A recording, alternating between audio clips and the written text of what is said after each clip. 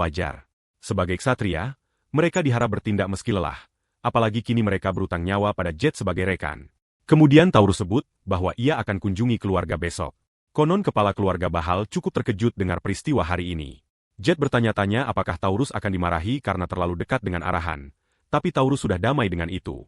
Ia rencana temui kepala keluarga lalu langsung ke Fra. Ia juga yakinkan Leo bahwa ia akan beri segalanya untuk bantu temukan adiknya.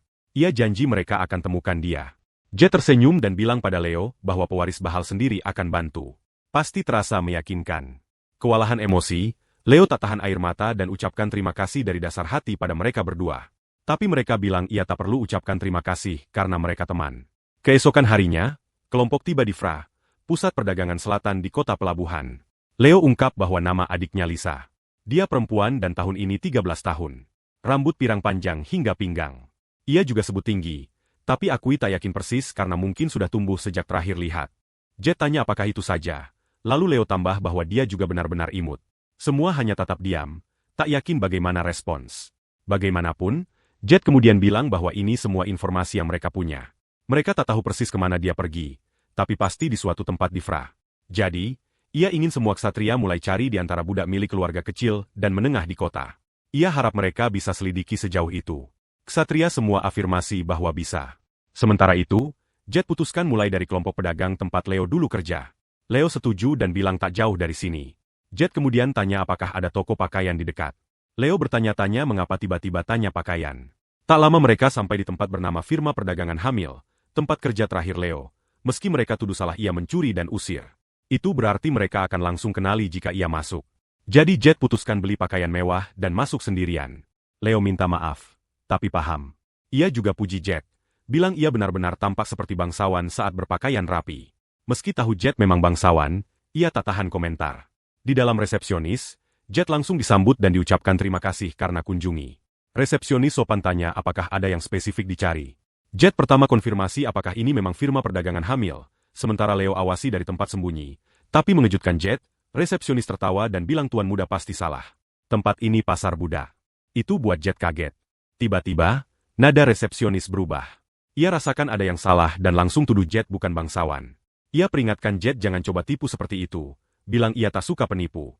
Jet pertahankan akting, bersikeras bahwa resepsionis salah. Bagaimana jika ia benar-benar bangsawan? Tapi resepsionis tertawa lagi, bilang trik seperti itu tak akan berhasil padanya. Ia bilang pedagang bertahan murni atas insting tajam, dan bagi bangsawan, budak tak lebih dari produk. Bangsawan asli tak pernah jalan sendirian. Dari saat lihat Jet, ia tahu ada yang salah. Dari prank itu, ia bertanya-tanya apakah Devito yang kirim. Jet pikir pedagang harus pertimbangkan ulang apakah ia benar-benar tajam atau hanya bodoh. Ini buat pedagang marah yang angkat tangan untuk ajar Jet pelajaran. Tapi sesaat kemudian, jelas pedagang sendiri yang dapat beberapa pelajaran langsung ke wajah. Jet bilang padanya bahwa jika tak ingin lebih sakit, lebih baik beri jawaban segera. Untuk pastikan pesan jelas, Jet tampar ia lagi dulu. Karena Jet yakin gedung ini dulu milik firma perdagangan hamil, ia tuntut tahu mengapa orang-orang ini di sini sekarang. Pedagang segera jawab bahwa pemilik sebelumnya bangkrut dan kelompok mereka ambil alih properti. Selanjutnya, Jet tanya siapa Devito dan apakah ia pedagang Buddha juga. Pedagang jawab, ya, ia pemilik pasar Buddha terbesar di wilayah selatan. Itu buat Devito target berikutnya Jet. Jet kemudian tanya satu lagi. Di mana semua orang di tempat ini? Pedagang konfirmasi apakah Jet maksud produk dengan semua orang. Jet tampar lagi karena pakai kata itu. Ia tak suka orang disebut produk. Pedagang mulai bicara tapi tetap sebut produk. Ini picu Jet ke ronde tamparan terus-menerus lagi dan lagi. Tapi pedagang keras kepala terus bilang produk tak peduli berapa kali ditampar. Jet bilang padanya bahwa Buddha juga manusia, dan tak boleh perlakukan manusia seperti benda. Setidaknya, ia harap pedagang ini hidup dengan sedikit kesopanan. Tak sulit, atau setidaknya ia harap begitu.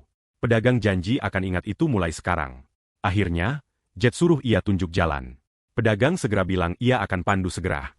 Lalu ia bawa Jet ke tirai belakang di mana Jet saksikan pemandangan yang buat ia benar-benar tak bisa bicara.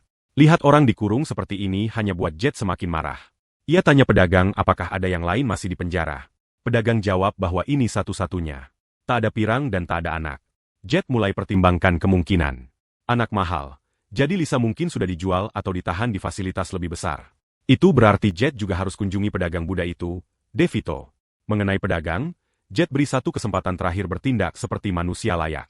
Ia perintah bawa semua uang dari brankas dan kunci penjara juga. Begitu ia dapatkan, Jet sendiri mengurung pedagang itu di dalam penjara. Ia ingin ia rasakan seperti apa dikurung. Semua budak yang dibebaskan mulai limpahi Jet dengan berkat terima kasih. Jet bagikan seluruh kekayaan pedagang budak itu di antara mereka dan suruh Ksatria bahal kawal mereka ke rumah penginapan. Budak-budak itu tak pernah bayangkan akan terima kebaikan seperti itu, tapi Jet bilang tak perlu ucapkan terima kasih. Ia hanya harap mereka nyaman. Saat makan bersama, Jet dengar cerita hidup mereka, harap kumpul informasi berguna tak terduga. Hari ini ternyata salah satunya. Pria bernama Gordon cerita bahwa ia dulu asisten keluarga Chairville. Setelah keluarga jatuh, ia entah bagaimana jadi budak. Jet terkejut dan tanya apakah ia benar kerja untuk Chairville, karena ia dengar semua di keluarga itu dieksekusi. Gordon setuju, bilang ia yakin langit pasti di pihaknya. Keluarga Chairville bagi pandai besi seperti arahan bagi penyihir. Saat jayanya, tak terhitung orang cari bahkan satu peralatan tempat sihir mereka. Tapi kemudian tentara kekaisaran tiba-tiba bunuh mereka atas tuduhan pengkhianatan. Keluarga Chairville pudar ke sejarah, tanpa ada yang berani sebut nama mereka. Ini bukan hanya bagian sejarah kekaisaran. Benar bahkan di alur cerita game yang Jet tahu. Kini tak ada keturunan langsung tersisa untuk warisi teknik mereka. Itu kerugian besar bagi kekaisaran.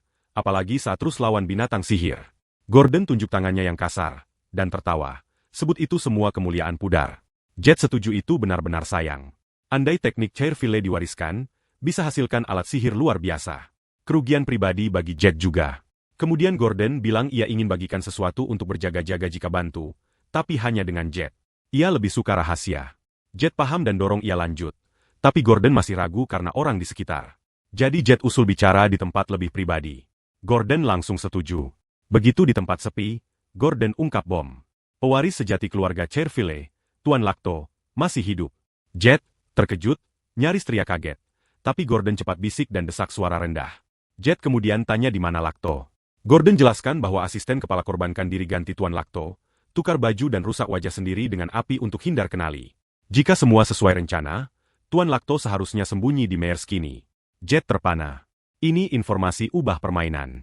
Namun, meski Lacto selamat, ia tetap diburu sebagai pengkhianat seumur hidup. Temui ia tak mudah. Tetap saja, Jet tulus ucapkan terima kasih karena percaya ia dengan ini. Gordon bilang ia hanya ungkap kebenaran karena Jet tampak bisa dipercaya. Ia hanya minta Jet pastikan tak ada bahaya datang pada Tuan Lacto. Jet janji tak biarkan apapun buruk terjadi dan yakinkan Gordon. Untuk saat ini, mereka putuskan kembali. Tak baik lama pergi. Gordon paham dan mereka kembali masuk. Kemudian, kita lihat Leo tanpa khawatir dan menghela napas. Jet tanya mengapa ia tak makan. Hilang selera? Jet yakinkan bahwa tak perlu begitu kesal. Pedagang budak yang mereka temui hari ini hanya kecil. Begitu kunjungi tempat Devito besok, ia yakin mereka akan temukan sesuatu pasti. Leo masih tak sepenuhnya tenang.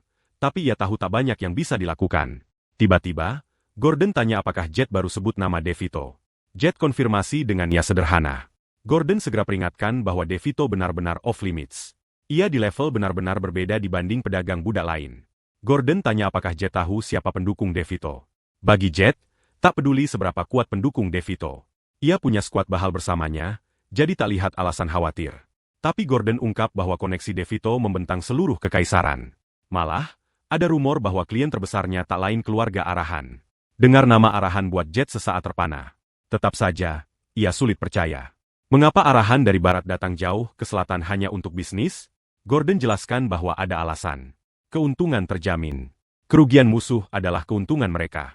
Jika Devito beli semua budak dari selatan, keluarga bangsawan di sini, termasuk Bahal, akan dalam masalah serius. Setelah dengar semua ini, bahkan Jet harus akui bahwa itu terdengar persis seperti yang akan dilakukan keluarga Arahan. Ia mulai bertanya-tanya apakah tentara hitam sebenarnya lindungi Devito. Jika benar, maka ini tak lagi hanya soal tutup pedagang budak.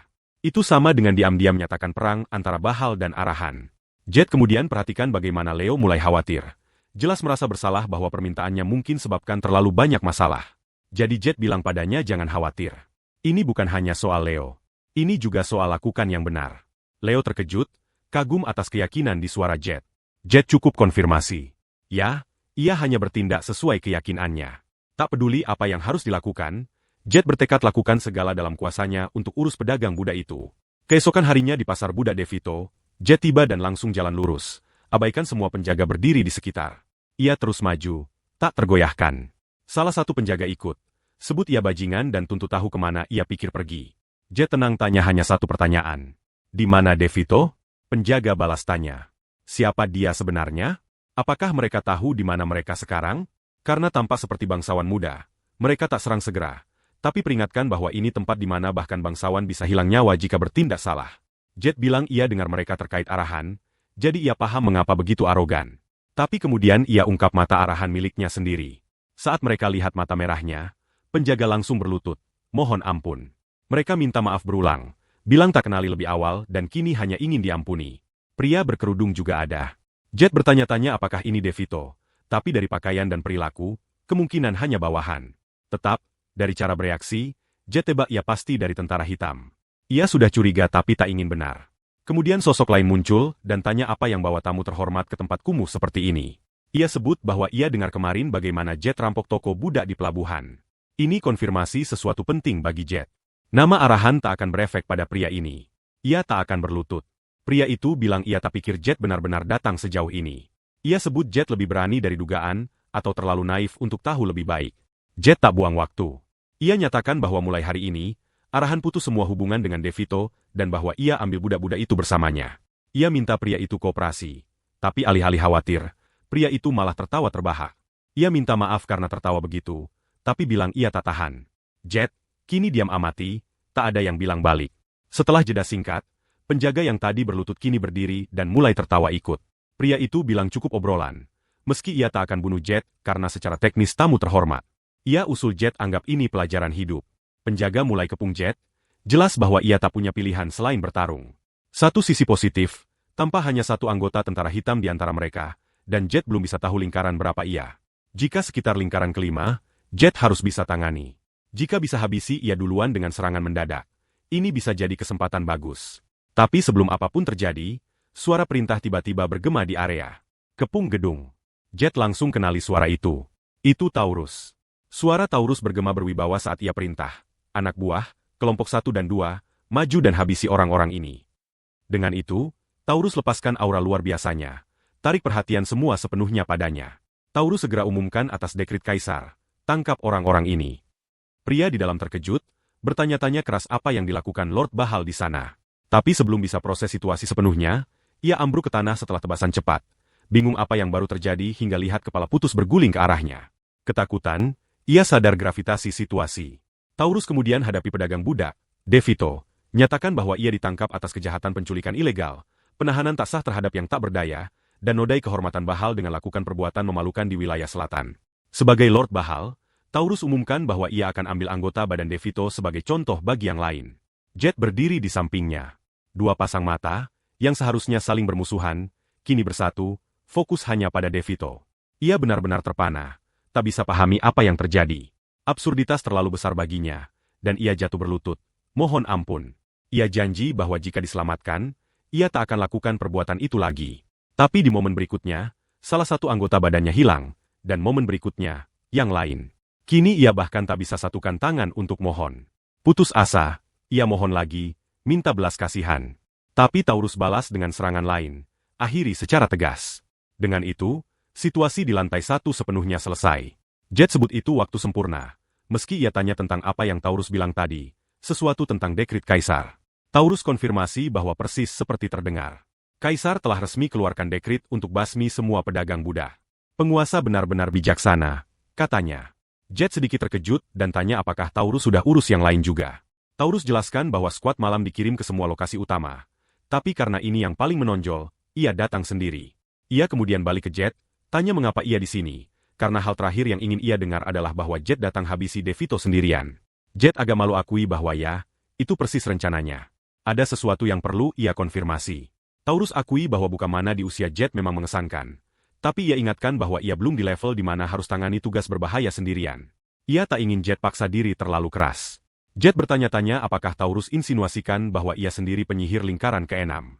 Apapun kasusnya, dekrit Kaisar pasti datang di waktu sangat tepat. Taurus kemudian perintah Ksatria cari interior dan lapor jika temukan budak.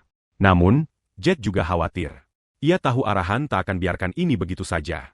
Matanya jatuh pada anggota tentara hitam. Berbeda dari yang lain, pria ini punya ekspresi pasrah. Jet bertanya-tanya apakah ia tak lawan karena tak bisa atau karena tak ingin. Jika yang terakhir, Itu tunjuk loyalitas luar biasa pada garis darah arahan. Tiba-tiba, ksatria buru-buru masuk dengan berita. Mereka temukan budak di basement. Sekali lagi, puluhan tahanan dibawa keluar dan akhirnya dapat kebebasan. Leo amati dekat, pindai setiap wajah, harap lihat adiknya. Total, diperkirakan sekitar 600 orang ditahan di sana. Taurus beri perintah bahwa jika temukan gadis pirang, langsung bawa ke Leo. Tiba-tiba, Leo lihat wanita pirang. Pikir pasti Lisa, ia buru-buru ke arahnya dan panggil. Tapi saat lebih dekat, ia sadar bukan. Ia minta maaf pelan, kecewa.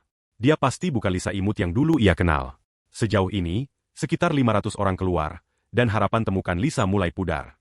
Leo hancur hati. Kenyataan kejam, tapi gadis muda sangat dicari.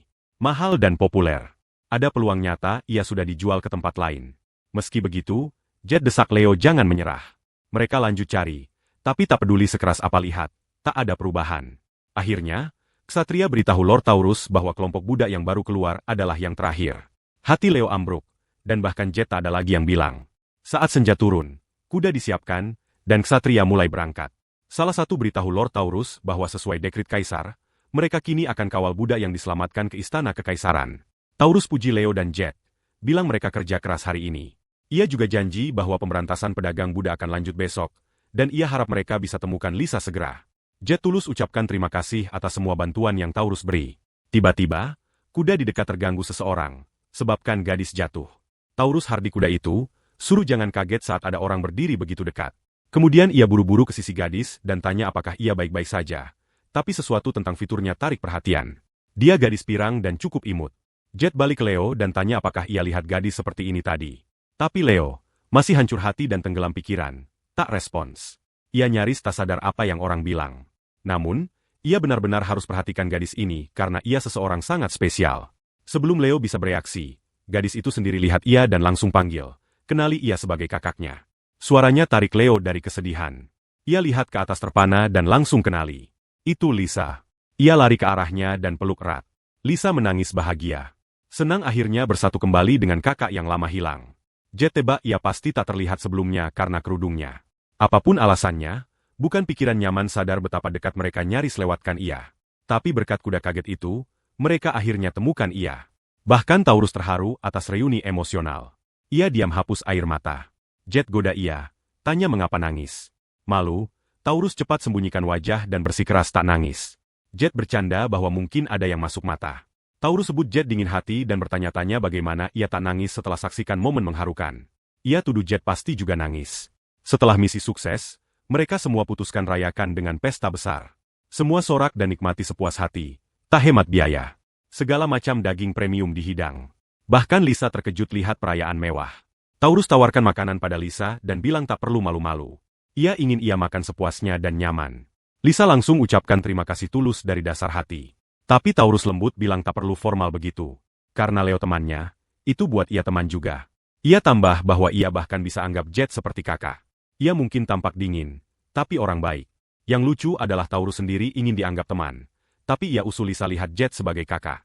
Secara batin, Jet tak tahan pikir betapa aneh umur 40 tahun dan nongkrong dengan teman 15 tahun dan adiknya 13 tahun. Terasa agak aneh. Mereka terus tawarkan Lisa lebih banyak makanan. Goda bahwa tak peduli seberapa banyak ia mau, kakaknya akan dapatkan untuk ia. Lagi pula, teman-temannya super kaya. Lisa kagum atas semuanya. Leo bahkan taruhan bahwa ia mungkin satu-satunya yang bisa bilang punya bahal dan arahan sebagai teman. Percakapan ceria antara saudara muda itu ringankan suasana lebih dari sebelumnya.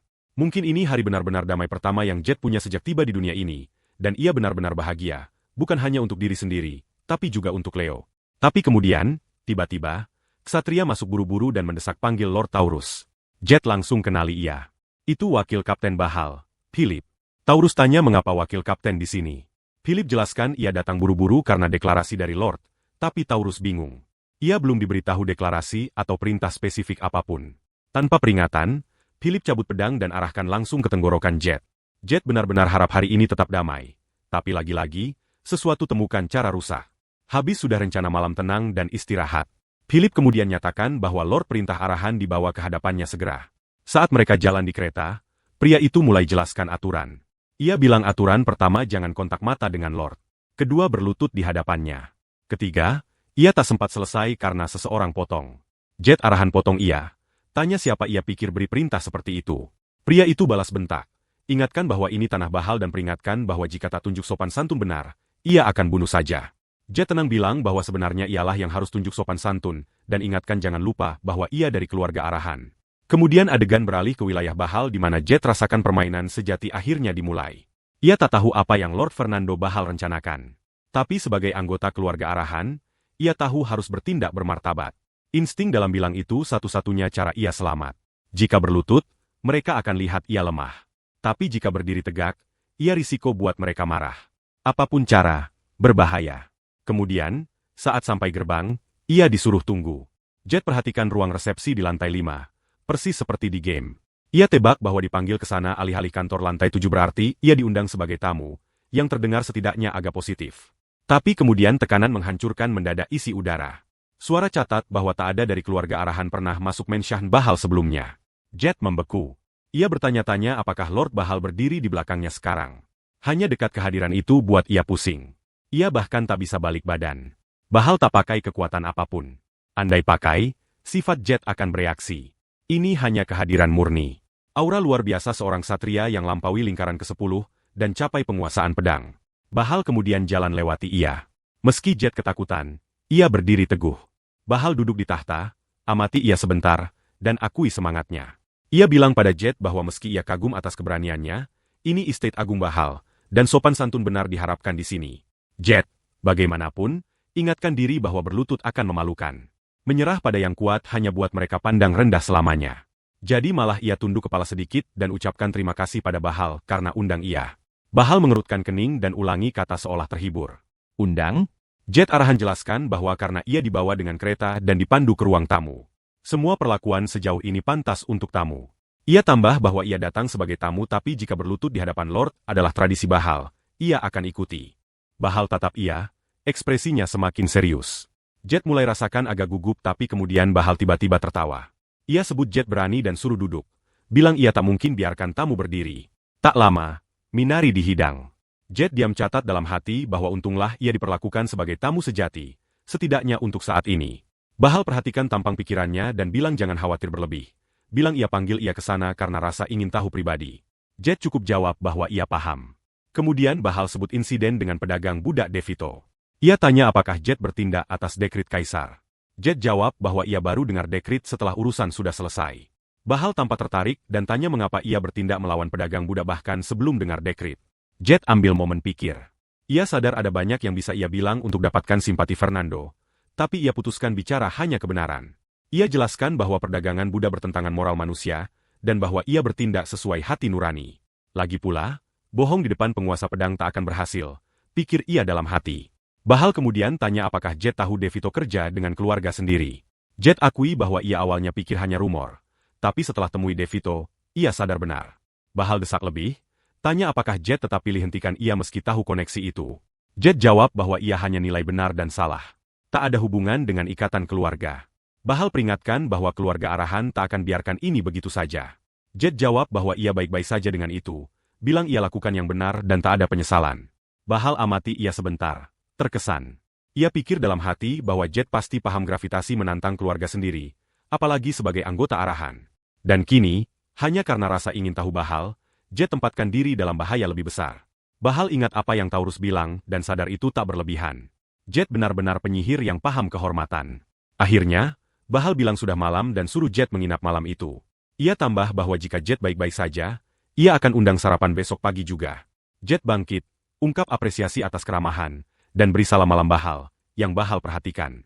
Bahal catat bahwa jarang lihat penyihir salut seperti ksatria, tambah bahwa hari ini benar-benar terasa spesial dalam banyak cara. Malam itu, di dalam kamar tamu Estate Agung, Jet arahan akhirnya hembus napas lega panjang. Ia akui pada diri bahwa ia hanya senang semuanya berjalan lancar. Situasi keseluruhan telah membuatnya benar-benar kehabisan tenaga. Ia sadar bahwa ia hanya selamat, karena Fernando bertindak persis seperti kepribadiannya di game. Satu kata salah saja dan ia bisa dengan mudah kehilangan kepala. Tak berusaha terdengar pintar atau berbohong mungkin keputusan terbaiknya hari itu. Setelah sebentar, ia perhatikan perutnya keroncongan dan akui bahwa ia mulai agak lapar. Tepat saat itu, ia dengar suara. Seseorang masuk dan letakkan hidangan mengesankan di depannya. Pelayan sopan bilang agar nikmati masa tinggalnya. Jet tersenyum, hargai gestur itu, dan bilang itu sangat perhatian. Kemudian sesuatu tarik perhatiannya. Ekspresinya membeku. Apa yang dilihatnya seharusnya bahkan tak mungkin. Ia cepat lihat sekeliling ruangan, pindai setiap sudut. Orang-orang yang baru saja pergi sesaat lalu. Tak ada bayangan dimanapun. Panik menekan dadanya saat pikiran menghantam. Bagaimana tentara hitam bisa sampai ke sini? Tangannya sedikit gemetar saat ia ambil kartu yang tergeletak di antara hidangan. Di atasnya dengan huruf jelas tertulis kartu sihir nomor 0. Kembali atau berhenti. Kali ini bukan Lord Bahal yang panggil ia. Ini Lord Arahan.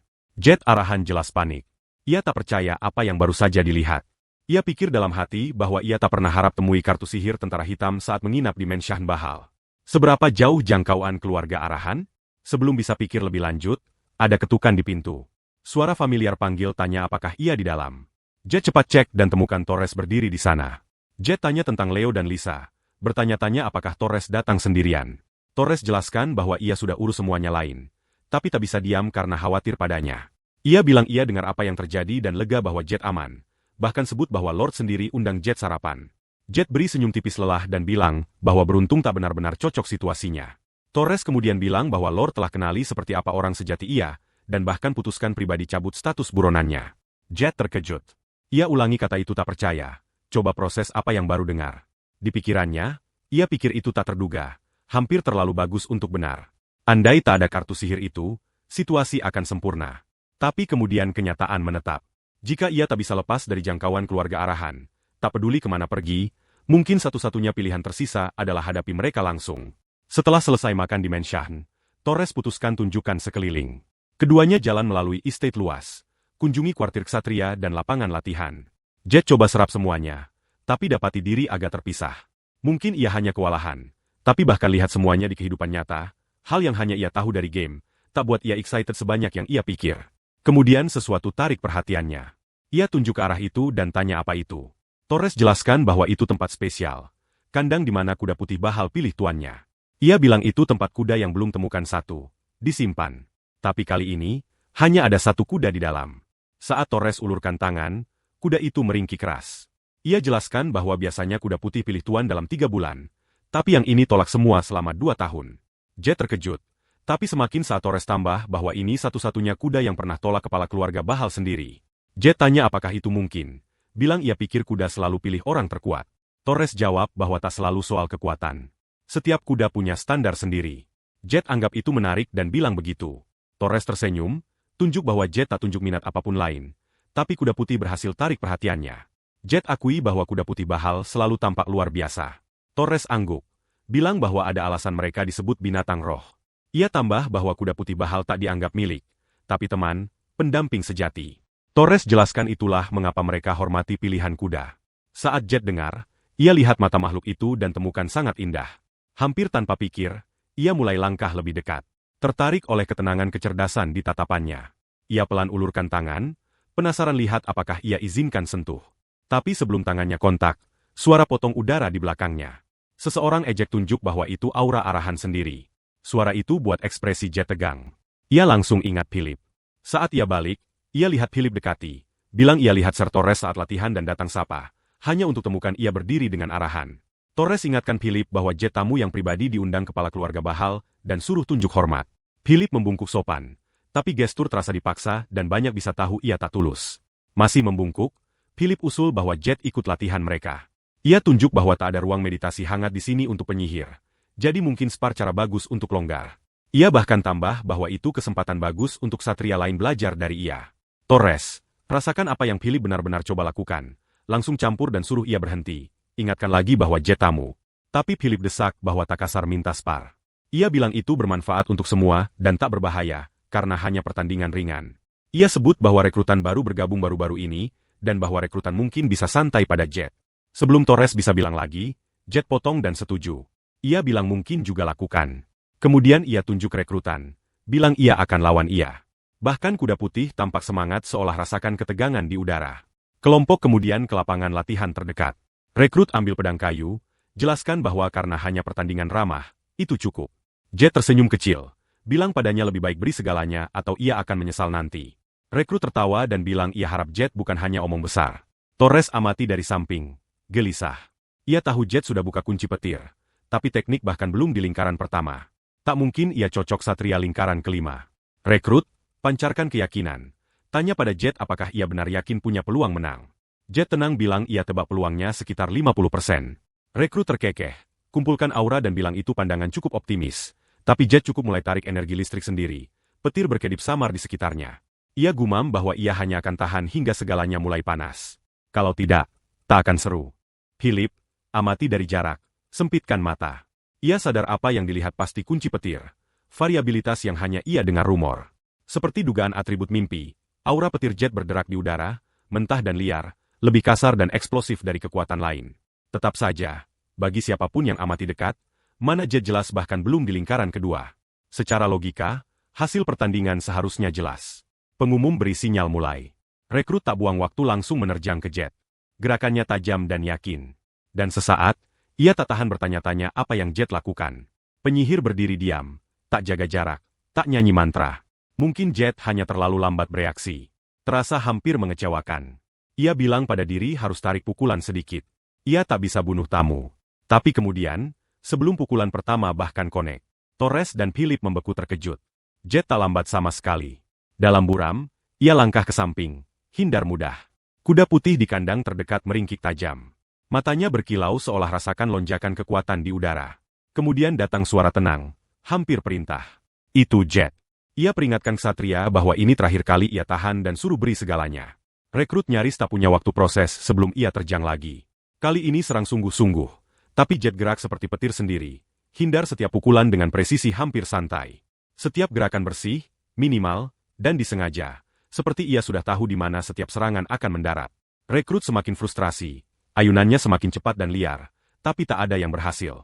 Jet langkah samping satu pukulan terakhir, kemudian balas dengan pukulan listrik menghancurkan. Dampaknya eksplosif. Pedang kayu rekrut terbang dari tangan, berputar di tanah. Pukulan kedua konek bersih dengan rahangnya, kirim ia terhempas ke belakang melintasi lapangan latihan. Philip hanya bisa tatap, benar-benar terpana. Bahkan Torres, yang tahu potensi Jet lebih baik dari siapapun, tak bisa bicara. Jet, bagaimanapun, tetap tenang. Ia sudah harap hasil ini. Tak ada arogansi di matanya. Hanya kepuasan tenang. Rasa bahwa latihannya akhirnya berbuah. Kuda putih mendengus pelan dari jarak. Tatapannya tertuju padanya. Bahkan ia tampak terkesan saat rekrut jatuh ke tanah. Semua buru-buru ke arahnya dalam panik. Beberapa ksatria teriak sekaligus, coba sadarkan, tapi tak ada respons. Seseorang cepat sadar ia bukan hanya pusing. Ia benar-benar hilang kesadaran. Penyembuh dipanggil segera dan kelompok ramai di sekitar dalam kekhawatiran semakin besar. Di tengah keributan, Arahan berdiri tenang, percikan energi listrik masih berderak samar di sekitar tubuhnya.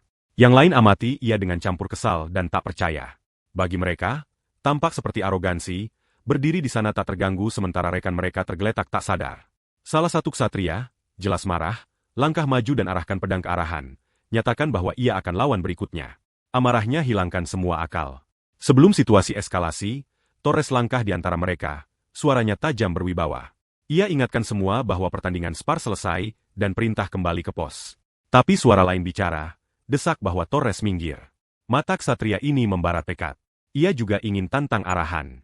Torres mengerutkan kening, bingung dan jengkel. Apakah mereka serius rencana lanjut bertarung di tengah lapangan latihan? Ia tak percaya betapa cepat kebanggaan ganti akal. Di pikirannya, ia analisis situasi. Ksatria benar-benar tinggalkan rasa jarak dan waktu benar. Kekalahan mereka bukan karena beda keterampilan, tapi karena mereka dibelenggu ide tetap, terlalu kaku untuk adaptasi. Secara objektif, ksatria lingkaran kelima di sini jauh lebih kuat dari Arahan dalam kekuatan mentah.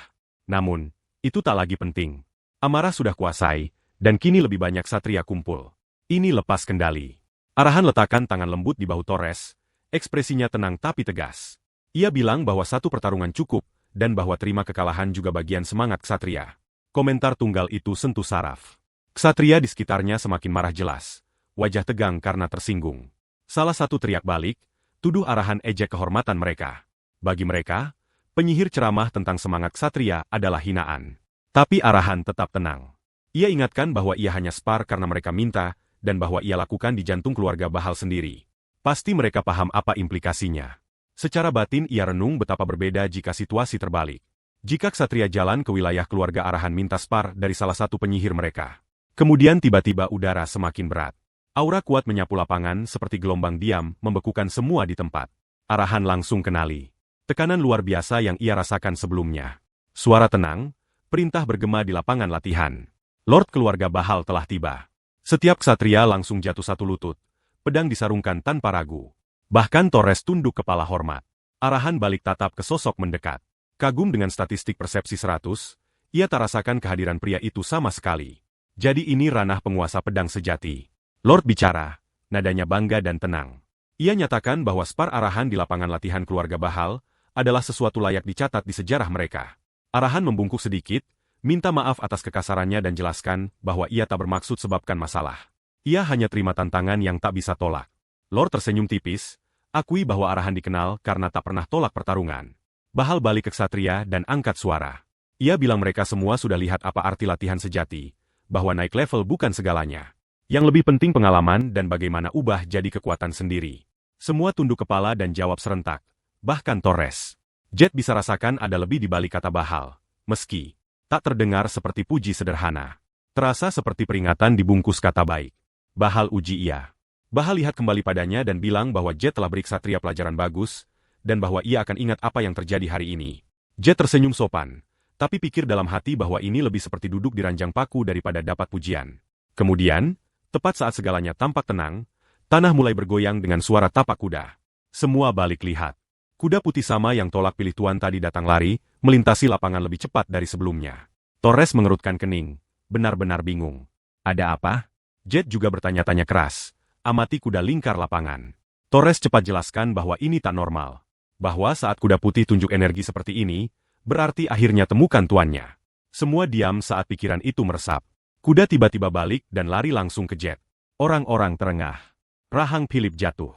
Bahkan Torres tak percaya apa yang dilihat. Kuda putih itu pilih kau, Torres bilang, hampir bisik. Bahkan Bahal tampak terkejut. Ia bilang bahwa hal seperti ini akan kejut bahkan kepala keluarga Bahal sebelumnya. Jet hanya kedip, tunjuk diri seperti, aku? Serius. Ekspresi Bahal berubah. Auranya berkobar sedikit, dan Jet bisa rasakan tekanan itu lagi, kehadiran luar biasa itu. Bahal tampak tenggelam pikiran, kemungkinan bertanya-tanya mengapa binatang suci keluarganya pilih seseorang dari rumah Arahan. Apakah hormat, takdir, atau insting murni? Jet ragu sesaat, kemudian ulurkan tangan ke kuda. Bahal akhirnya bicara lagi, suaranya tenang tapi serius. Tanya apakah Jet Arahan akan akui Gingu, nama kuda itu, sebagai rekannya, dan janji tetap bersamanya seumur hidup. Jet kedip. Janji. Ia tak harap itu. Bagian tetap bersamanya seumur hidup buat ia semakin bingung. Hampir terdengar seperti sumpah pernikahan aneh. Gingu meringkik pelan, miringkan kepala saat lihat ia. Matanya begitu jernih dan penuh emosi, hingga Jet tak tahan tatap balik di sekitar mereka. Semua amati diam. Momen menggantung di udara. Terasa seperti sesuatu besar mulai. Sesuatu yang ia belum sepenuhnya paham, tapi tak bisa tinggalkan juga.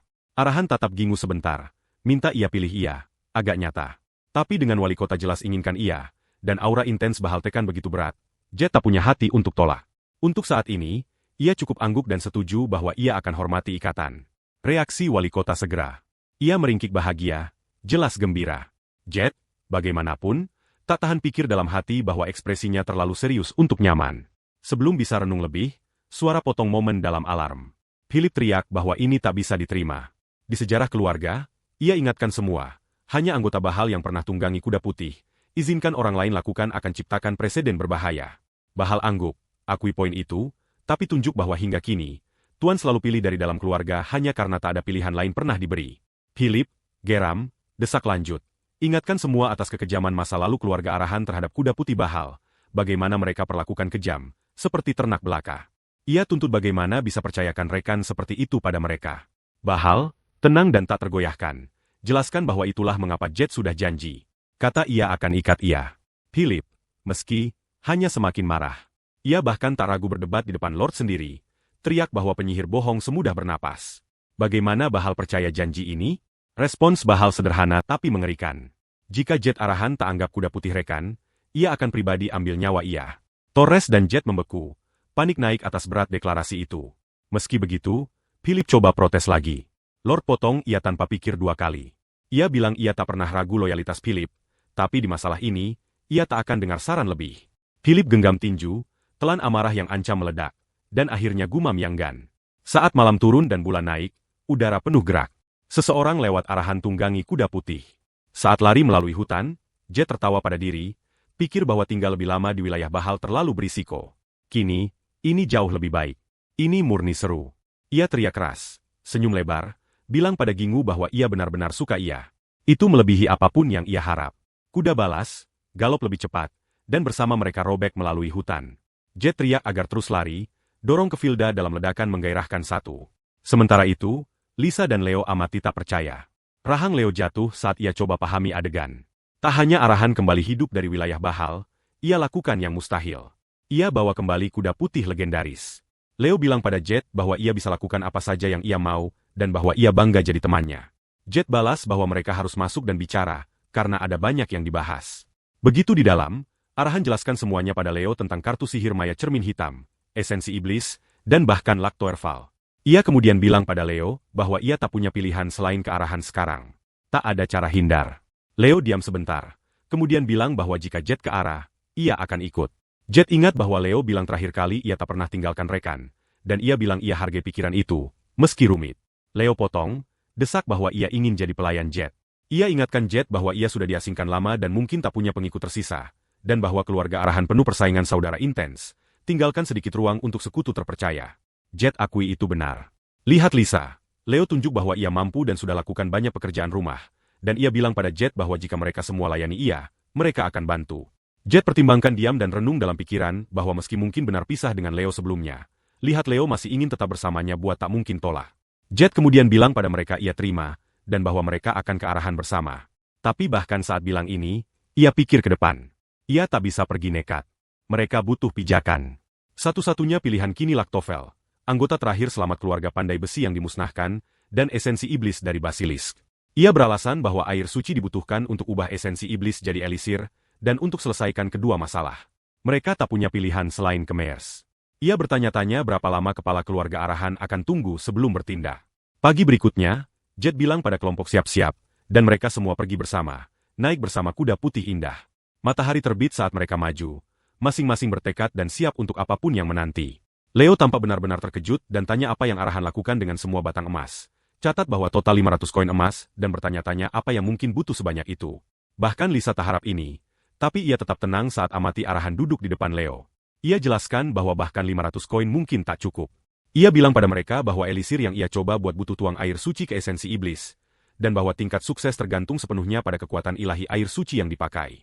Air suci biasa tak akan berhasil tak peduli berapa botol dipakai. Di pikirannya, arahan hitung biaya.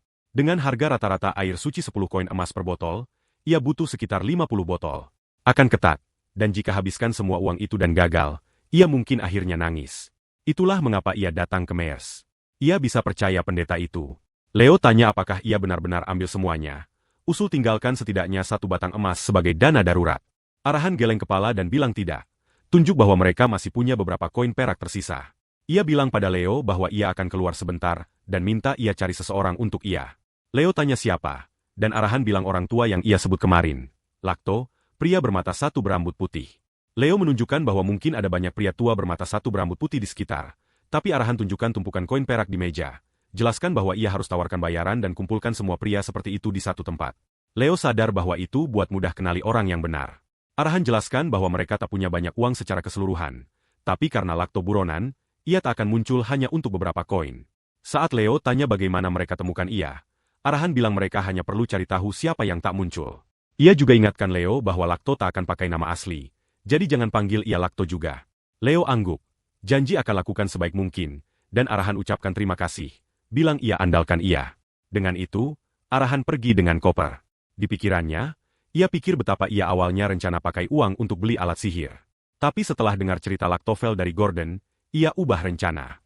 Kini uang akan dipakai buat elisir dan dapatkan Lakto di pihaknya untuk pesan buat alat sihir.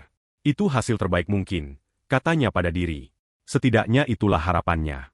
Jika berhasil, bisa kompensasi statistik sihir rendahnya cukup banyak. Saat jalan, sesuatu tarik perhatiannya, dan ia gumam pada diri penuh pikir. Suara panggil di atas kerumunan. Suruh semua antre rapi dan peringatkan jangan potong antrean di depan katedral. Tak peduli bangsawan, rakyat biasa, atau petani. Urutan harus dijaga. Suara itu pindai kerumunan besar. Pastikan tak ada yang coba selip depan. Arahan tiba dan amati adegan.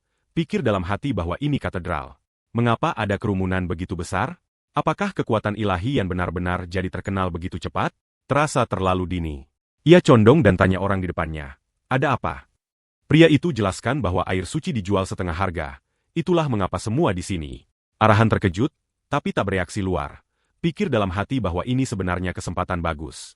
Lebih banyak air suci berarti, ia bisa ubah lebih banyak esensi iblis jadi elisir. Tapi kemudian ia perhatikan jebakannya. Air suci butuh kekuatan ilahi untuk ciptakan. Biasanya hanya 1 botol per hari. Jadi, bagaimana bisa ada begitu banyak air suci untuk dijual? Ada yang tak cocok. Saat antrean pelan maju, pendeta di dalam panggil orang berikutnya. Arahan pikir dalam hati bahwa ia hanya lihat Pastor Johan di game. Jadi kenali dari wajah saja sulit. Ia langkah maju dan sapa formal. Pria di depan langsung respon sopan. Tanya berapa botol yang dibutuhkan. Arahan diam sebentar, ekspresinya serius, dan komentar bahwa pendeta pasti sibuk kerja seharian. Pria itu tampak bingung dan tanya apa yang ia bicarakan. Tanpa kata lagi, Arahan hantam sesuatu di dekat dan tuduh ia penipu.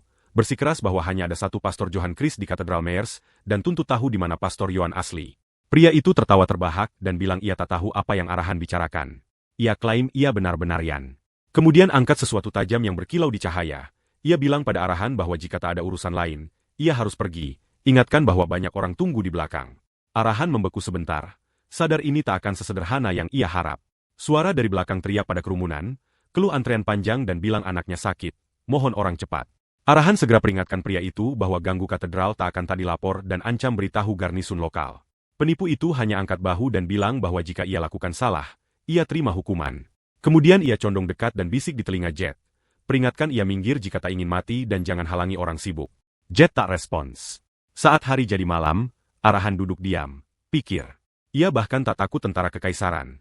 Tapi ia bertanya-tanya apakah garnisun bisa dukung penipu ini. Tentara pusat tegakkan hukum kekaisaran, tapi garnisun lokal di kota kecil sering korup. Saat tulis surat, ia renung bahwa situasi mungkin tak sesederhana kelihatan. Dan karena ia tak tahu gambar penuh, ia putuskan cek sendiri. Ia tinggalkan surat dan berangkat. Naik sepanjang malam, ia ingatkan diri bahwa ada benteng garnisun di Meyers. Pasti tempat itu. Saat tiba, ia perhatikan sesuatu familiar dan gumam pada diri bahwa itu tampak seperti Bahal. Tiba-tiba, penjaga perhatikan ia dan komentar kuda putih Bahal. Salah satu langsung salut Arahan dan tanya apa yang bawa ia ke sini. Jet bilang ia punya sesuatu untuk lapor dan tanya apakah jenderal di dalam. Penjaga tanya apakah ia sudah janji temu, dan saat ia akui belum, mereka bilang itu masalah dan ia harus kembali lagi. Jet desak. Tanya apakah jenderal benar-benar sibuk itu. Salah satu penjaga jelaskan bahwa bukan soal sibuk. Itu hanya kebijakan jenderal. Ia tak pernah temui siapapun tanpa janji temu. Jet pertanyakan lebih. Tunjuk bahwa jika garnisun seharusnya kelola wilayah, bukankah laporan penting harus dicek daripada usir orang? Penjaga minta maaf. Bilang mereka hanya ikut perintah. Jet pikir tak ada gunanya debat dengan prajurit rendah. Tapi ia masih tak rasa benar pergi begitu saja. Kemudian salah satu penjaga salut seseorang lain. Jet balik dan lihat sosok. Langsung sadar dalam pikiran bahwa ini pasti jenderal. Ia catat bahwa pria itu tak tampak jaga diri banyak untuk satria. Ia jelas tak dalam kondisi bagus. Jenderal lihat Jet dan tanya siapa ia. Jet jawab bahwa ia punya sesuatu penting untuk lapor. Jenderal segera pertanyakan mengapa Jet naik kuda putih Bahal. Insinuasikan ia mungkin curi. Jet jelaskan bahwa itu hadiah. Di pikirannya, Jet catat bahwa jenderal tak peduli laporan sama sekali. Andai tak ada Gingu, ia bahkan tak akan beri pandang kedua. Jenderal cemooh, bilang ia tak pernah dengar ada yang beri kuda putih, dan tanya ordo mana Jet milik. Catat bahwa ia bahkan tak tampak seperti ksatria. Jet tenang bilang ia hanya penyihir dari keluarga kecil. Bahkan kuda tampak tak suka jenderal, lempar kepala dan tunjuk ketidaknyamanan jelas. Jenderal tertawa, ejek Jet karena berani klaim kuda putih Bahal sebagai hadiah. Jet tetap tenang dan bersikeras bahwa jenderal harus dengar laporannya dulu. Jenderal pertanyakan ia dan Jet cepat jelaskan bahwa ada pendeta palsu jual air suci palsu di Katedral Meyers, sesuatu sangat berharga. Sebelum Jet bisa bilang apa lagi, suara jenderal bergema di halaman, perintah penjaga tangkap ia segera. Jet terkejut dalam pikiran. Ia nyaris belum mulai bicara. Tapi penjaga cepat kepung ia dan kudanya. Jenderal perintah mereka lempar ia ke penjara dan sita kuda putih. Saat itu, Jet sadar seluruhnya jebakan. Garnisun ikut serta. Firasatnya benar. Jenderal ejek ia. Bilang anak itu akan menyesal bertingkah sombong, dan perintah penjaga bawa ia pergi. Mereka patuh, tarik Jet sebagai tahanan. Jet, masih tenang? Pikir dalam hati bahwa yang akan menyesal adalah jenderal. Bahkan saat pria itu ancam hancurkan ia hingga tulang retah. Sementara itu, di Mensyahan Bahal, Bahal amati saat kaisar umumkan kehormatan besar. Taurus membungkuk dan tanya apakah keluarga mereka selamatkan orang terbanyak. Kaisar konfirmasi bahwa keluarga Bahal selamatkan 3.720 warga kekaisaran dari pedagang Buddha sementara Arahan selamatkan 2.580. Biasanya, Kaisar hindari picu persaingan antara ksatria dan penyihir, cari keseimbangan dan harmoni. Tapi kali ini, ia terbuka tunjuk peringkat. Bahal catat dalam hati bahwa Kaisar pasti sangat tertarik masalah ini. Bahal catat bahwa signifikan keluarga Bahal beri kontribusi terbesar. Kaisar bilang padanya bahwa ia perlu pergi terima hadiah kekaisaran. Peringatkan bahwa perjalanan panjang dan siap dini. Taurus, masih bingung dan rasakan ketegangan di aura Bahal. Tanya ada apa. Tepat saat itu, sosok lain masuk, membungkuk hormat. Ia lapor bahwa anak laki-laki tunggu di luar estate, minta temui Bahal. Pria itu hampir usir ia, tapi anak itu bersikeras bahwa ia teman Taurus dan Jet Arahan. Jadi, utusan putuskan cek. Suara dari belakang tanya apakah nama anak itu Lou, dan utusan konfirmasi bahwa ia benar-benar tahu Taurus. Taurus tanya mengapa Lou datang sejauh ini. Raja, kini penasaran, amati diam. Taurus tawarkan temui sendiri, tapi Bahal bersikeras bahwa Lou masuk. Alasan bahwa Jet Arahan pasti kirim ia. Taurus terkejut, tanya apakah Jet benar kirim ia. Kaisar, pancarkan aura geram tapi terkendali. Bilang anak itu klaim punya sesuatu untuk bilang padanya, dan bahwa ia harus dengar. Surat yang dibawa anak itu terungkap dan Bahal baca. Itu puji Jet Arahan karena bantu warga kekaisaran tanpa pandang status. Desak bahwa semua bangsawan harus ikut contohnya dan pimpin melalui tindakan. Aura Kaisar semakin tajam saat makna surat meresap. Membungkuk gugup, Lou bilang ia tak percaya seseorang serendah ia izinkan temui Lord Besar keluarga Bahal. Raja potong. Tanya apa yang Lou ingin temui ia. Lou ucapkan terima kasih atas rahmat surgawi dan kemudian beri surat. Catatan Jet yang ia tugaskan antar jika Jet tak kembali saat malam tiba. Taurus serahkan surat ke Bahal. Bahal ambil, pikir dalam hati bahwa dokumen resmi Kaisar bahkan sebut nama Arahan. Ia renung, aku mungkin menang pertempuran, tapi kalah perang. Ia alasan bahwa meski surat mungkin tampak sepele, ia perlu baca sendiri. Saat ia baca, mata Bahal melebar. Isinya gambarkan pendeta katedral Mers jual air suci palsu, salah gunakan iman untuk tipu, pejabat yang abaikan laporan korupsi mencurigakan, dan curiga kolusi dengan garnisun lokal. Semua tertulis hati-hati untuk Bahal lihat. Apakah ini benar wawasan anak 15 tahun? Pikir ia. Di akhir, instruksikan bahwa jika Jet tak kembali saat malam tiba, surat harus antar ke Bahal. Bahal angguk paham, sadar mengapa Jet kata begitu. Leo, masih khawatir. Akui bahwa ia khawatir sesuatu terjadi pada Jet dan minta maaf karena datang sendiri. Bahal puji ia, bilang ia pasti takut, tapi tetap temukan keberanian bertindak untuk teman. Sebut itu tindakan terhormat. Leo lihat ke atas terkejut. Bahal kemudian perintah bawa makanan untuk Leo, dan bilang ia akan tulis surat sementara Leo makan. Kewalahan, Leo berulang ucapkan terima kasih sambil membungkuk. Pikir dalam hati, baru saja ia sebut aku terhormat. Ksatria benar-benar orang luar biasa. Pelayan bawa makanan dan Leo mulai makan. Catat bahwa rasanya jauh lebih enak dari yang mereka dapat di rumah Bart. Sementara itu, di sel gelap kotor, tikus dan kecoak berlarian cari air.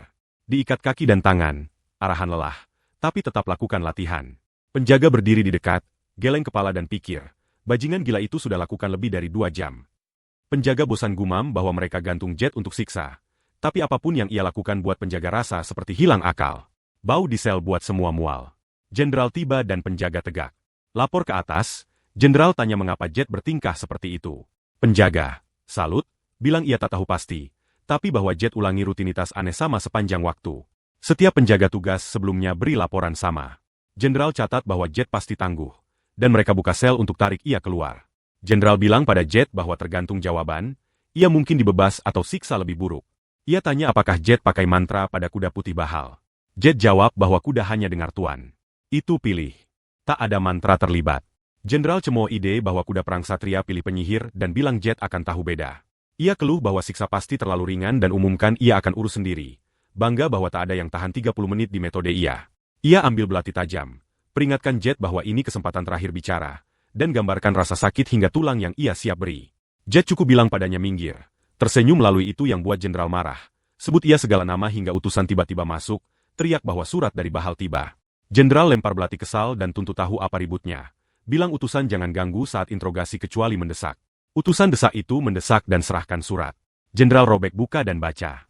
Wajahnya berubah saat baca bahwa tahanan adalah Tuan Kuda Putih Bahal dan teman Bahal. Surat Bahal diserahkan dan baca keras. Itu nyatakan bahwa tahanan adalah Tuan Kuda Putih, teman Bahal, dan bahwa ia datang ke Arahan. Itu tuduh garnisun curiga terlibat kasus korupsi Katedral Mers, perintah jenderal mundur dan tunggu investigasi tentara pusat, dan peringatkan bahwa jika perintah diabaikan, Bahal akan nilai sendiri. Jenderal pucat. Tak percaya.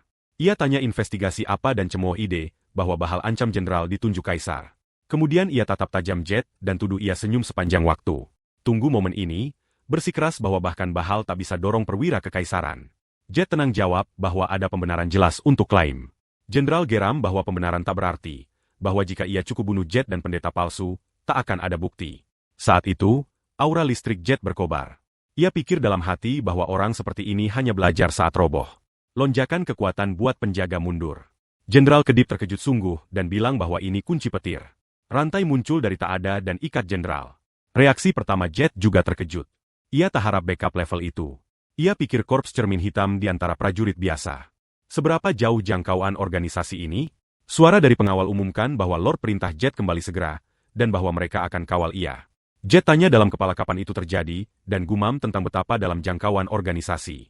Keras, Jet tanya mengapa perintah kembali diberi. Penjaga penyihir cukup jawab bahwa tak ada pertanyaan, hanya perintah. Perintah Lord harus ikut. Jet coba sekali lagi beli waktu. Ia mohon bahwa ia masih butuh beberapa hari untuk amankan Elisir dan temukan Lakto.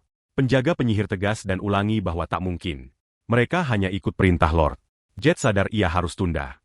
Ia pikir bahwa jika ia kembali sekarang, ia sama saja mati, dan Lord pasti tahu itu. Penjaga diam, ketegangan tebal saat mereka tunggu ia putuskan. Jet bilang pada pengawal penyihir sampaikan pesan ke Lord. Minta sedikit waktu persiapan agar ia bisa selamat di keluarga. Ia tambah bahwa jika Lord tetap perintah kembali, ia akan patuh tanpa keluh. Salah satu penjaga akui ini dan segera pergi antar pesan. Jet pikir dalam hati bahwa Lord pasti amati setiap gerak ia melalui korps cermin hitam. Kekhawatiran terbesar jelas. Pembunuhan pedagang budak Devito dan kunjungannya ke keluarga Bahal. Ia tahu akan ada pertanyaan tentang keduanya. Jadi ia harus siap hati-hati. Tak lama, pemimpin korps cermin hitam kembali. Ia beritahu Jet bahwa Lord setuju beri waktu, tapi hanya ketat 14 hari untuk kembali ke keluarga. Jet sadar tak ada ruang perpanjang. Hitung mundur resmi mulai. Hitung mundur telah mulai. Tapi arahan pikir dalam hati bahwa setidaknya ia diberi sedikit ruang napas. 14 hari. Itu semua yang ia punya. Ia bilang pada diri bahwa ia perlu gerak cepat. Pemimpin korps cermin hitam tambah bahwa Lord tinggalkan urusan Pullman dan Katedral Meyers di tangan Jet. Penyelidik akan tiba sebentar lagi, dan ia diharap tangani bijak. Itu pesan Lord. Agak mengejutkan bagi arahan. Ia bilang bahwa penyelidik sudah dalam perjalanan, meski ia harap butuh setidaknya 1 hari. Di pikirannya, ia mulai bertanya-tanya apakah korps cermin hitam tarik benang untuk itu juga. Semakin ia tahu tentang mereka, semakin terkesan. Dan jujur agak iri betapa efisien mereka. Kemudian pemimpin bilang ada satu lagi. Jet tanya apa itu dan pemimpin jelaskan bahwa Lord harap ia tak sembunyikan lagi fakta bahwa ia berdarah arahan. Jet mengerutkan kening pada itu bilang ia tak cukup paham. Kemudian itu menghantam. Mungkinkah mereka bicara tentang lensa? Ia tanya apakah maksudnya ia tak boleh pakai lagi. Dan pemimpin konfirmasi. Jet tak tahan rasakan kesal. Ia tanya mengapa mereka peduli sekarang pikir betapa orang sama ini tak keberatan lempar ia ke penjara sebelumnya. Pemimpin, bagaimanapun, cukup bilang ia sudah antar semua pesan Lord, dan pergi. Begitu saja, Jet hembus napas. Pikir betapa mereka selalu muncul, bilang apa yang mau, dan lenyap tanpa penjelasan. 2 jam kemudian, penyelidik kekaisaran, Cox, tiba. Ia bilang anak muda telah lakukan sesuatu luar biasa dengan ungkap korupsi di tentara kekaisaran, dan ia tanya keluarga mana Jet milik. Kaisar, katanya, berniat puji pencapaian seperti itu pribadi. Ingat kata Lord, Jet lepas lensa kontaknya. Tak sembunyi lagi. Ia kemudian perkenalkan diri, bilang ia Jet Arahan, pewaris ke-7 keluarga Arahan.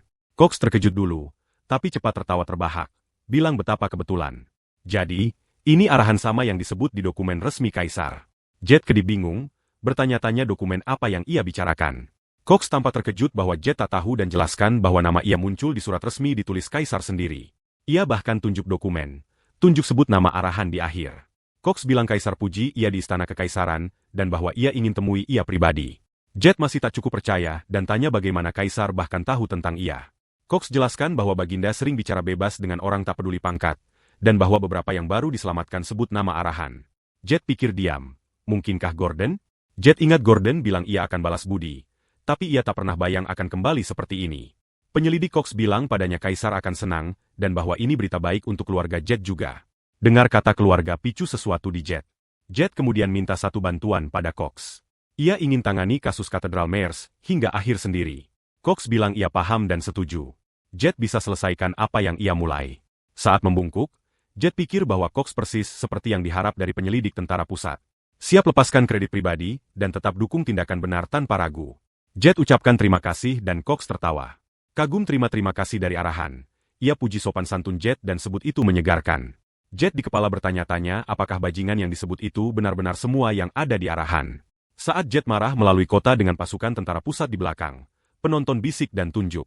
Orang tanya apa yang dilakukan tentara pusat di Mers dan tukar rumor bahwa Jenderal Pullman ditangkap, bahwa ia punya kesepakatan belakang dengan katedral, dan bahwa pendeta palsu. Kerumunan marah. Di pintu masuk katedral, Jet hadapi penipu langsung. Ia bilang ia akan hitung sampai 3, dan bahwa siapapun yang tak keluar sebelum itu akan mati.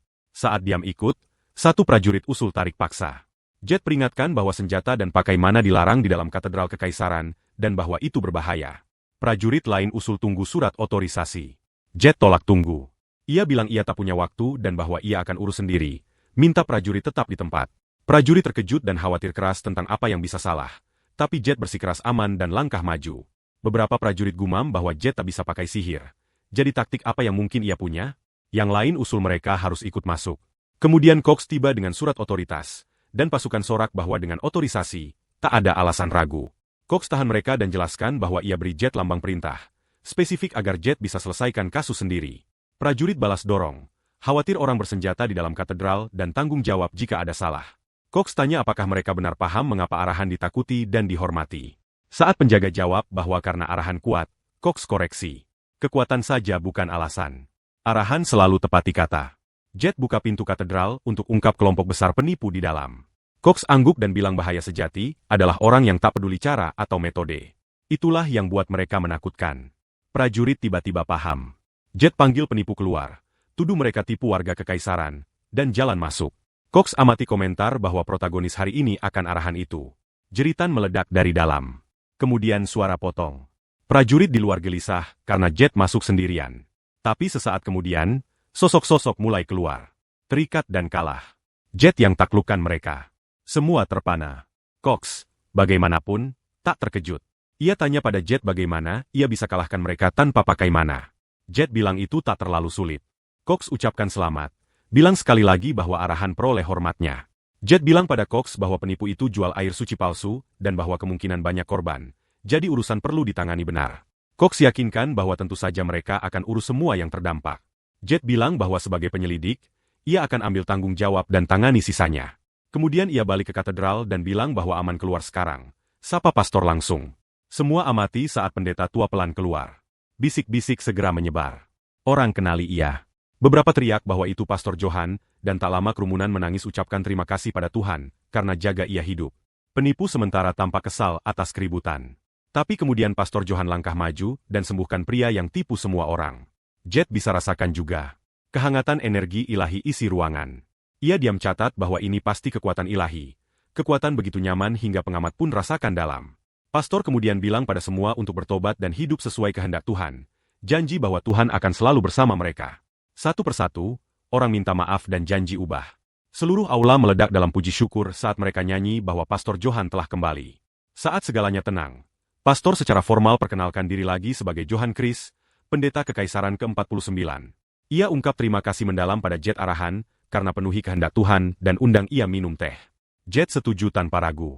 Sebelum mereka bisa pergi, Cox panggil Jet. Ia bilang ia ingin beri sesuatu sebagai tanda apresiasi. Jet lihat itu dan langsung sadar itu bukan hadiah biasa. Itu lambang penyelidik, simbol otoritas yang izinkan perintah pasukan kekaisaran. Cox konfirmasi, bilang bahwa dengan lambang ini, unit kekaisaran manapun akan ikut perintah Jet dimanapun di kekaisaran. Jet ragu dan tanya mengapa Cox beri sesuatu sekuat itu padanya. Bertanya-tanya keras bagaimana Cox yakin ia akan pakai benar. Tapi Cox tak izinkan protes. Ia desak. Bilang ia percaya Jet tak akan nodai namanya, tapi peringatkan pakai lambang hanya demi kekaisaran. Jika Jet pernah pakai untuk keuntungan pribadi, Cox bilang itu balas kebaikan dengan racun. Jet angguk hikmat dan bilang ia akan ingat dan janji tak akan pernah terjadi. Cox terkekeh, bilang bahwa Jet benar-benar berbeda dari arahan yang ia kenal sebelumnya. Saat ia balik pergi, ia akui ia tak pernah pikir akan lihat sesuatu seperti ini seumur hidup. Dengan segalanya selesai, Cox kumpulkan anak buah. Bilang mereka akan kembali sekarang dan harap temui Jet lagi suatu hari. Semua membungkuk hormat saat berpisah, dan Jet tersenyum diam amati mereka pergi. Pastor Johan ucapkan terima kasih pada Jet karena selamatkan mereka. Bilang ia dengar bahwa semua terdampak insiden akan diganti rugi dan puji Jet karena capai sesuatu benar-benar hebat. Jet jawab rendah hati, bilang ia terlalu baik. Yan kemudian tanya apakah ada yang Jet inginkan balik. Jet langsung paham bahwa pendeta telah lihat melalui ia bahwa Yan tahu tindakan ia tak murni dari iman. Jadi Jet putuskan jujur. Ia bilang pada pendeta bahwa yang ia butuh air suci. Yan semakin serius dan ingatkan bahwa air suci dimaksud hanya untuk sembuh orang sakit dan lawan kejahatan. Ia tanya Jet rencana pakai untuk apa. Jet jelaskan bahwa ia butuh untuk buat barang sihir. Tak harus lawan kejahatan, tapi untuk selamatkan nyawa sendiri. Saat Yan tanya apa maksudnya, Jet jelaskan bahwa meski ia dari keluarga arahan, ia ditinggalkan karena tak bisa kendali mana. Tapi kini ia diperintah kembali pulang, dan mereka berdua tahu apa implikasinya. Bahaya, persaingan, dan pertumpahan darah antar saudara. Yan akui ini, catat betapa sengit konflik internal keluarga. Kemudian ia tanya apakah barang sihir belaka bisa benar-benar lindungi Jet dari perebutan kekuasaan semacam itu. Jet akui bahwa ia tak tahu, tapi bilang ia berniat lakukan segala yang bisa untuk siap. Di pikirannya, ia hitung bahwa dorongan statistik maksimal yang bisa ia dapat melalui elisir sekarang hanya 2 poin. Karena skill transformasi petir butuh statistik sihir 5, itu akan beda besar baginya antara teknik yang hanya bisa dipakai dengan kemauan putus asa dan yang bisa aktif bebas. Yan diam sebentar, tatap bawah kepantulan di cangkir teh. Kemudian ia bilang bahwa ia dengar rumor tentang Jet sebelumnya, tentang bagaimana ia kalahkan pedagang Buddha terkenal yang diam-diam didukung arahan. Mungkin Yan bilang itu kehendak ilahi bahwa arahan sama ini datang ke Meyers untuk lindungi tempat suci Tuhan. Mungkin bantu ia sekarang juga bagian rencana Tuhan. Ia kemudian buka kotak kecil yang ia simpan di samping dan jelaskan bahwa ia buat botol-botol air suci ini, dalam waktu lama tuang semua kekuatan ilahi ke dalamnya. Kekuatannya, katanya, tergantung seberapa banyak energi suci yang mereka pegang dan ini di antara ciptaan terbaiknya. Botol-botol berpendar pelan dengan energi penyembuhan bercahaya. Bahkan Jet kagum, rasakan kehangatan dan kemurnian yang memancar dari mereka. Ia ucapkan terima kasih tulus atas hadiah berharga. Yan tersenyum dan tambah satu hal terakhir. Tawarkan berkat pribadi kecil dan harap rahmat Tuhan selalu bersama Jet. Kemudian, di dalam kamarnya, Jet letakkan semua barang yang ia kumpul dan hanya tatap tak percaya. Sesaat, ia bertanya-tanya apakah ia mimpi. Barang yang dulu ia inginkan begitu keras saat main game kini tepat di depannya. Tanda pendeta. Ia terus ulangi pada diri, setengah kagum, setengah geli. Tanda pendeta, jaminan pribadi pendeta. Mungkin tak terdengar banyak dulu, tapi di dunia ini, itu punya bobot luar biasa. Lagi pula, pengaruh katedral ada karena kaisar sendiri bangun sistem di mana moral dan hati nurani berkuasa. Yang berarti, dalam cara, jaminan pendeta praktis jaminan kaisar sendiri. Jet sadar betapa kuat tanda kecil ini. Dengan itu, ia tak perlu khawatir diburu atau tiba-tiba ditangkap. Dan lebih penting, tak ada yang bisa bunuh ia langsung. Di perebutan kekuasaan keluarga brutal yang menanti, tanda tunggal itu beri ia keunggulan besar. Ia tebak Yan pasti tahu persis apa yang ia lakukan saat serahkan. Ia lihat lagi koleksinya. Lambang penyelidik dan tanda pendeta. Bersama, mereka perlindungan terbaik yang bisa ia harap sebelum pulang. Siapapun yang ingin ia mati harus pikir 2 kali. Dan dengan ini di tangan, ia bisa andalkan bantuan kekaisaran dimanapun di kekaisaran. Hanya lihat mereka isi ia dengan yakin. Kemudian tatapannya pindah ke kotak kecil di samping, botol-botol air suci. Ia ingat bagaimana di game, air suci Johan hanya punya tingkat sukses sekitar 20%. Tapi kali ini dibuat dengan perhatian khusus. 3 botol air suci, 1 esensi iblis. Itu semua yang ia punya. Ia gumam pada diri bahwa akan bagus jika sukses di percobaan pertama. Ia buka 1 botol, tarik napas dalam, dan mulai proses. Jika habis, ia bisa selalu kembali minta lebih, katanya pada diri. Saat air suci mengalir ke esensi gelap yang berdenyut, ada kilatan cahaya mendadak. Esensi berubah, transformasi total. Sukses. Mata Jet melebar, dan ia tak tahan senyum lebar. Ia benar-benar berhasil di percobaan pertama. Tanpa ragu, ia telan. Kilau samar menyebar melalui tubuhnya, dan tak lama, notifikasi sistem muncul. Statistik sihir naik 1. Saat ini sihir 4. Persis seperti prediksi. Ia tertawa keras, nyaris tak tahan kegembiraan. Jika yang berikutnya juga berhasil, berarti statistik sihirnya akan capai 5. 2 botol tersisa, 1 esensi. Ia gosok tangan, gumam 2 kecil tolong. Saat ia tuang botol lain ke esensi, dan sekali lagi, cahaya kilat, sukses. Jet nyaris lompat dari kursi. Ia tak percaya. 2 sukses berturut-turut. Ia tertawa dan teriak pada diri bahwa ini gila. Dari 3, ia capai 2 di percobaan pertama. Mungkin rumor bahwa yang habiskan seminggu penuh sempurnakan air suci benar. Dengan botol terakhir air suci berpendar samar di tangan, Jet ragu sesaat. Ia pikir dalam hati bahwa dengan kekuatan ilahi sebanyak ini di dalamnya, praktis seperti punya nyawa ekstra, sesuatu terlalu berharga untuk sia-sia. Tapi ia putuskan layak.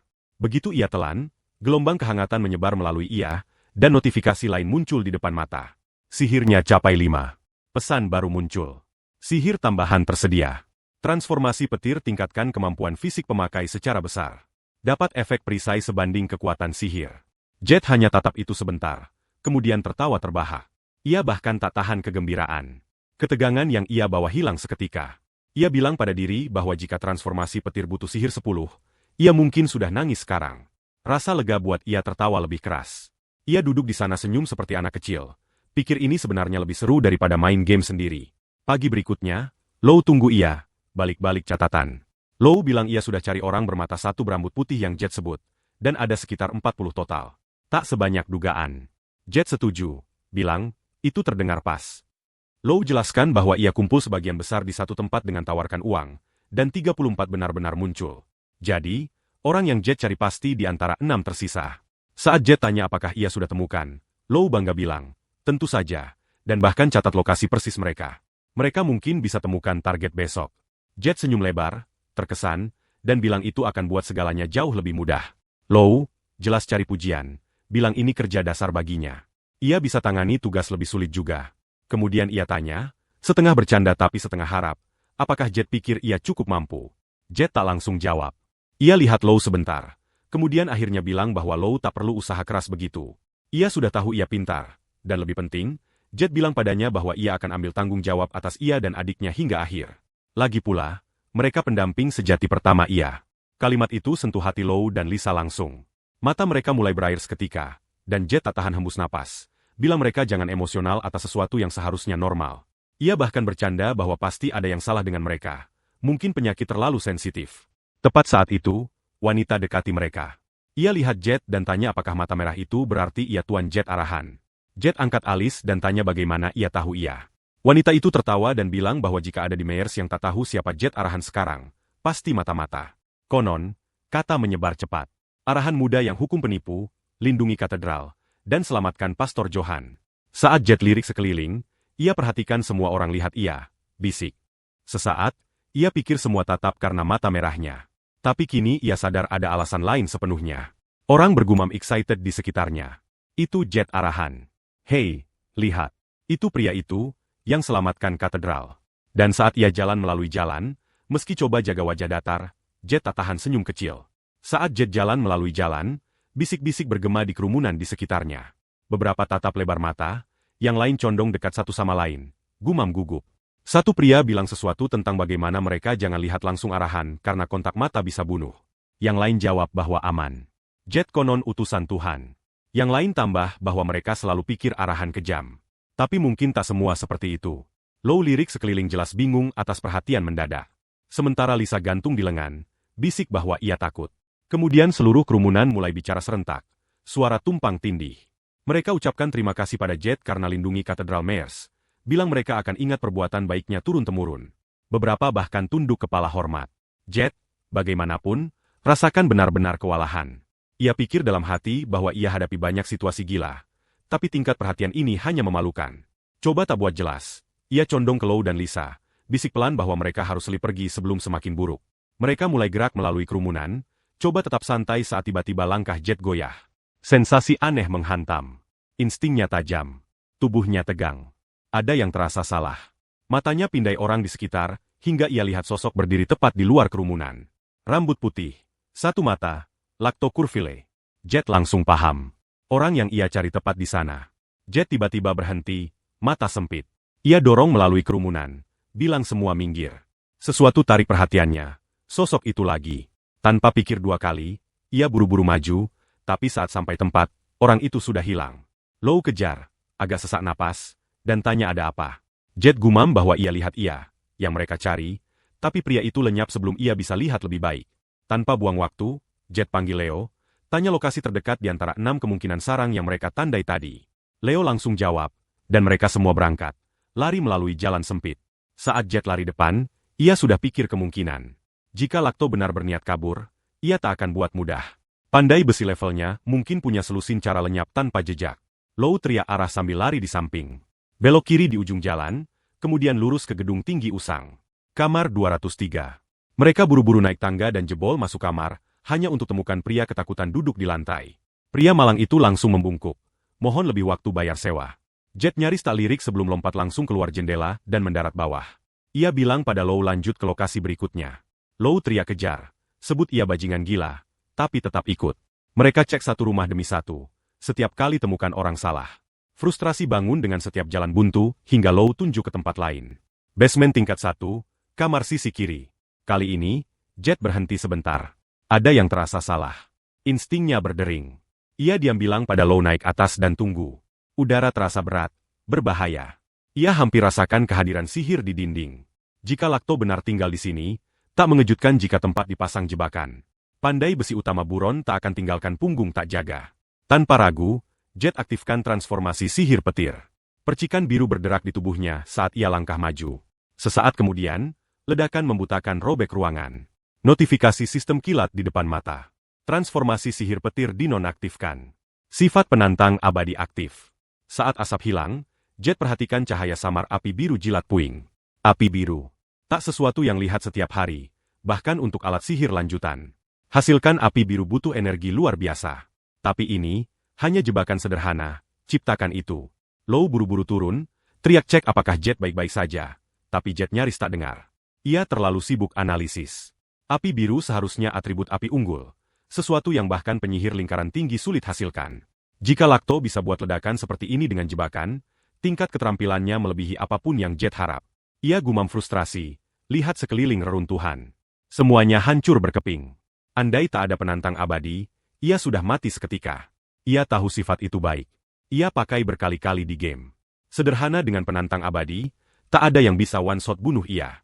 Tetap saja, fakta bahwa bahkan aktif berarti ledakan itu bukan lelucon. Ia pikir itu akan sesuatu sekitar ledakan lingkaran keempat atau kelima. Tapi karena penantang abadi aktif, berarti ia baru selamat dari sesuatu jauh di atas itu. Jet tatap lantai hangus. Pikir bahwa percaya sifat itu berisiko. Mati sekali tak terasa enak sama sekali. Dan ia sadar ia benar-benar harus tangkap Lakto dan buat ia sekutu. Lou mondar-mandir di dekat. Frustrasi. Bilang pada Jet bahwa konyol mereka diperlakukan seperti tersangka saat jelas korban. Jet angkat bahu dan jelaskan bahwa karena mereka satu-satunya di tempat kejadian. Jika tak bisa buktikan itu jebakan, mereka akan tampak bersalah. Ia juga tunjuk bahwa dari keluarga arahan dan punya sihir api tak bantu kasus mereka. Jet jongkok periksa puing. Catat bahwa ledakan bakar segalanya. Tinggalkan tak ada bukti. Lou tanya apa yang harus dilakukan selanjutnya. Apakah kabur sebelum tentara kekaisaran tiba, atau cari bantuan dari keluarga Bahal? Jet geleng kepala dan bilang lebih baik jangan libatkan mereka. Jelaskan bahwa korps cermin hitam akan bereaksi kuat. Lou langsung paham.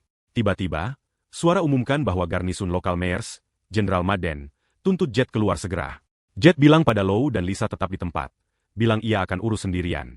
Lou coba protes, tapi Jet sudah langkah keluar. Prajurit segera perhatikan ia, dan seseorang teriak tahan ia. Prajurit lain ragu, tunjuk bahwa Jet punya tanda pendeta. Jet konfirmasi, jelaskan bahwa Pastor Johan dari Katedral Meyers beri padanya. Madden sadar kesalahannya, minta maaf karena tak kenali lebih awal. Jet abaikan. Madden perkenalkan diri dan tanya apakah Jet di tempat ledakan, karena nama ia muncul di pernyataan saksi. Jet tenang jelaskan bahwa ia sendiri tertangkap ledakan. Konfirmasi bahwa ia korban bukan tersangka. Madden tanya mengapa ia di sana. Jelaskan bahwa itu hanya prosedur. Jet jelaskan bahwa ia cari seseorang dan tak sengaja masuk jebakan.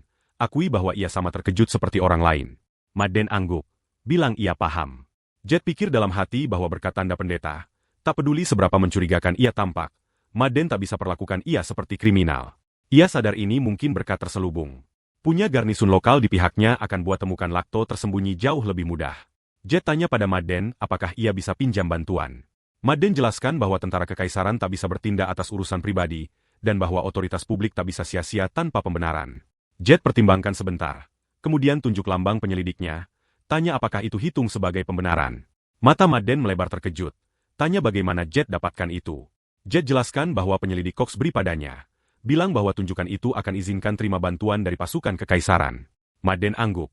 Akui bahwa di bawah hukum kekaisaran, mereka wajib kooperasi dengan pemegang lambang. Tetap, ia pikir dalam hati, tanda pendeta dan lambang penyelidik. Arahan macam apa ini? Jet ingatkan bahwa ini bukan hanya urusan pribadi. Ini soal tangkap pelaku ledakan, sesuatu yang garnisun lokal seharusnya tangani alami. Garnisun salut segera dan janji kerjasama penuh. Jet pikir dalam hati bahwa tanda pendeta berfungsi sebagai hak pengecualian sementara lambang penyelidik bertindak sebagai hak perintah. Ia perintah mereka mulai dengan gambar penampilan pelaku, dan temukan seseorang cocok. Maden yakinkan bahwa akan dilakukan segera. Lou buka jendela di dekat buat wajah aneh saat mulai kerja. Pagi berikutnya, wajah itu tempel di poster di seluruh kota. Hadiah 50.000 koin emas dengan instruksi untuk informan lapor ke pohon elm di luar gerbang selatan. Peringatkan bahwa jika pelaku tak ditemukan dalam 3 hari, kota akan ditutup dan digeledah. Penonton gumam satu sama lain. Terkesan atas hadiah dan bandingkan sketsa dengan pembom kemarin. Satu pria diam, tatap poster dan bertanya-tanya apakah gambar salah wakili ia. Tapi ia cepat putuskan pasti sengaja gambar berbeda. Lacto disamarkan di kerumunan amati poster dan pikir dalam hati. Tapi mengapa? Ia perhatikan orang di sekitar komentar atas tekad Jet. Dan ia bertanya-tanya apakah Jet benar ingin temui ia. Ia pikir bahaya, sadar bahwa jika keberuntungan habis, segalanya bisa berdarah. Saat ia pergi, Lacto bilang pada diri bahwa ia akan paham rencana Jet saat akhirnya temui. Ia renung berapa kota yang ia lewati saat buron, dan pikir ia mungkin siap akhiri hidup ini. Ia sudah hidup cukup lama dan tak ada penyesalan. Di kerumunan, ia coba tetap sembunyi dan amati.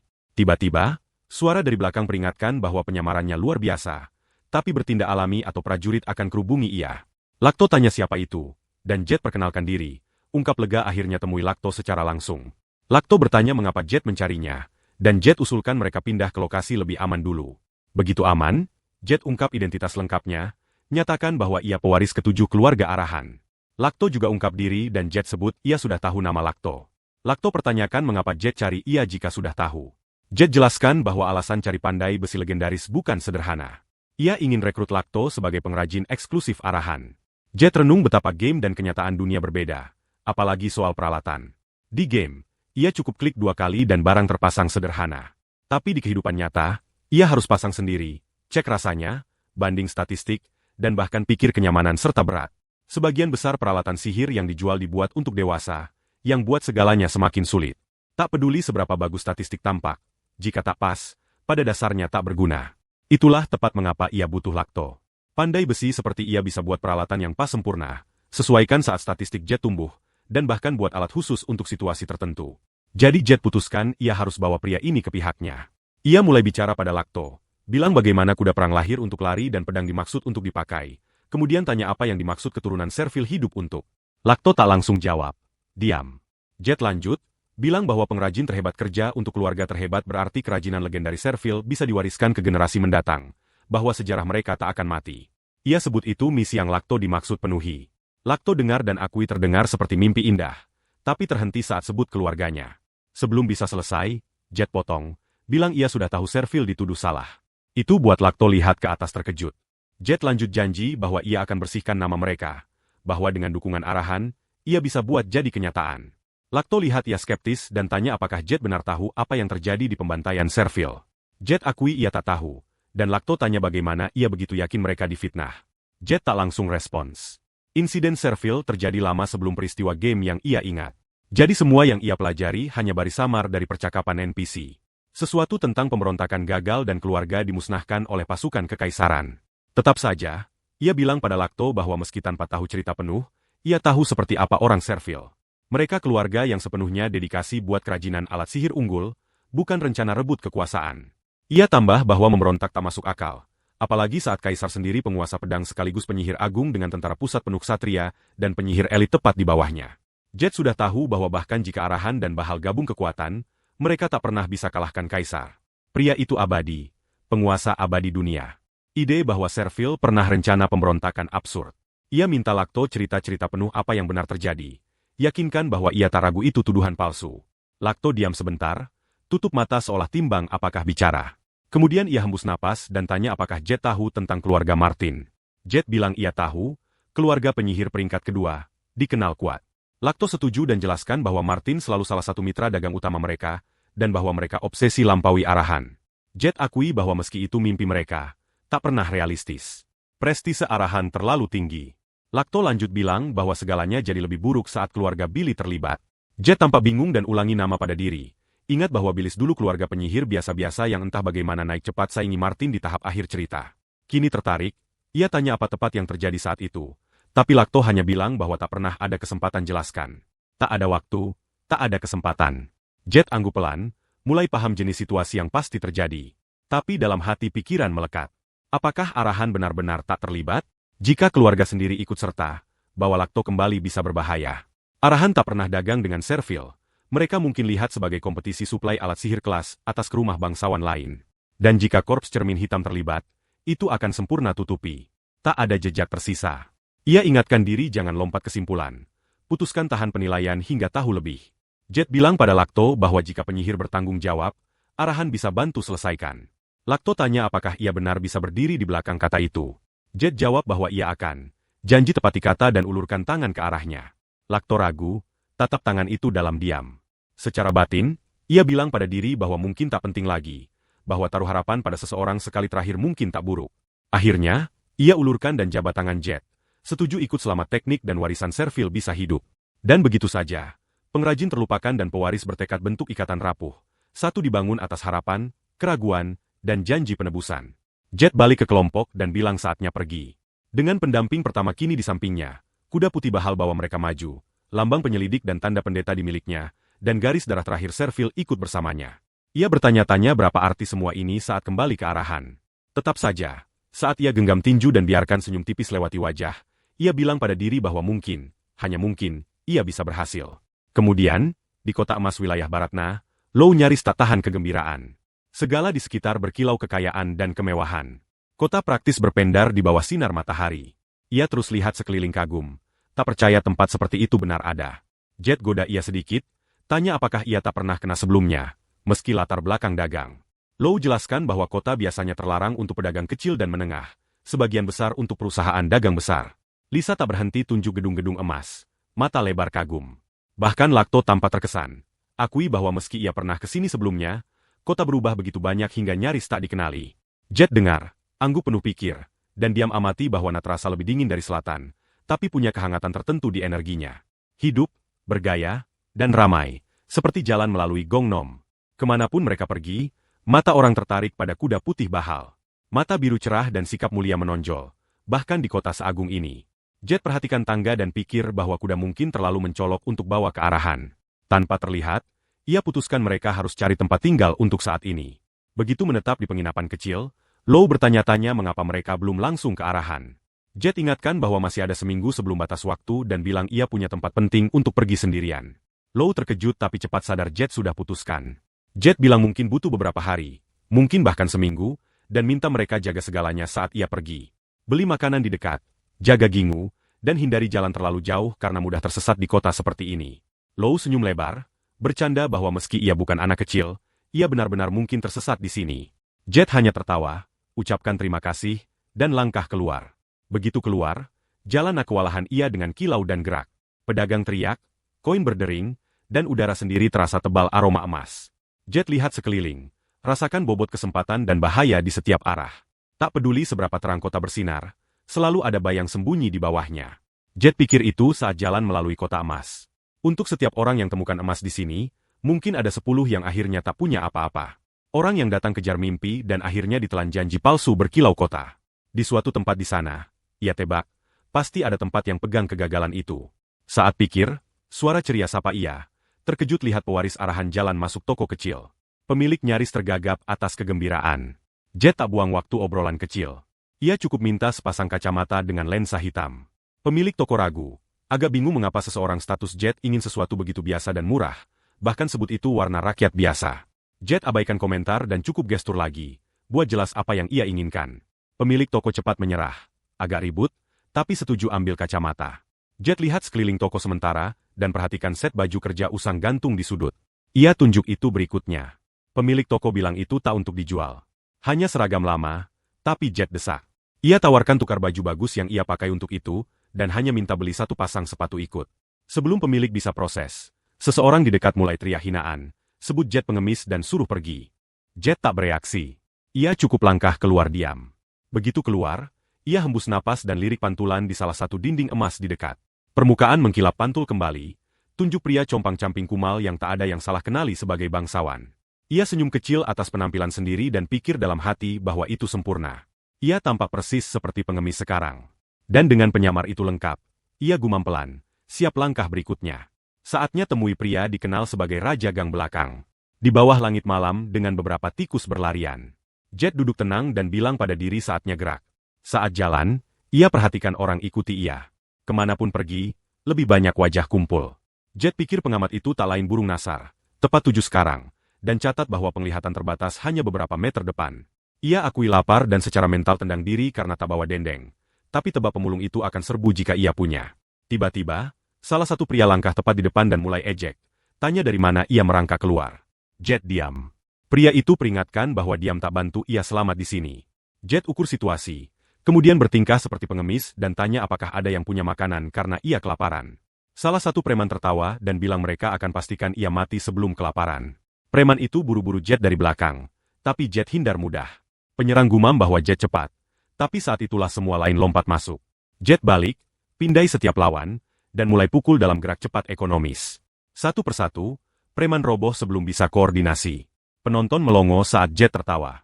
Kemudian yang tersisa teriak dan jatuh ke tanah sama cepat. Jet catat dalam hati bahwa dengan kekuatan 70, bahkan pukulan ringan kiri mereka terbang. Ia tanya apakah yang jatuh baik-baik saja. Goda bahwa hanya butuh sepotong roti untuk hindari ini. Salah satu preman linglung sebut Jet psikopat dan peringatkan bahwa organisasi mereka akan bunuh ia diam-diam.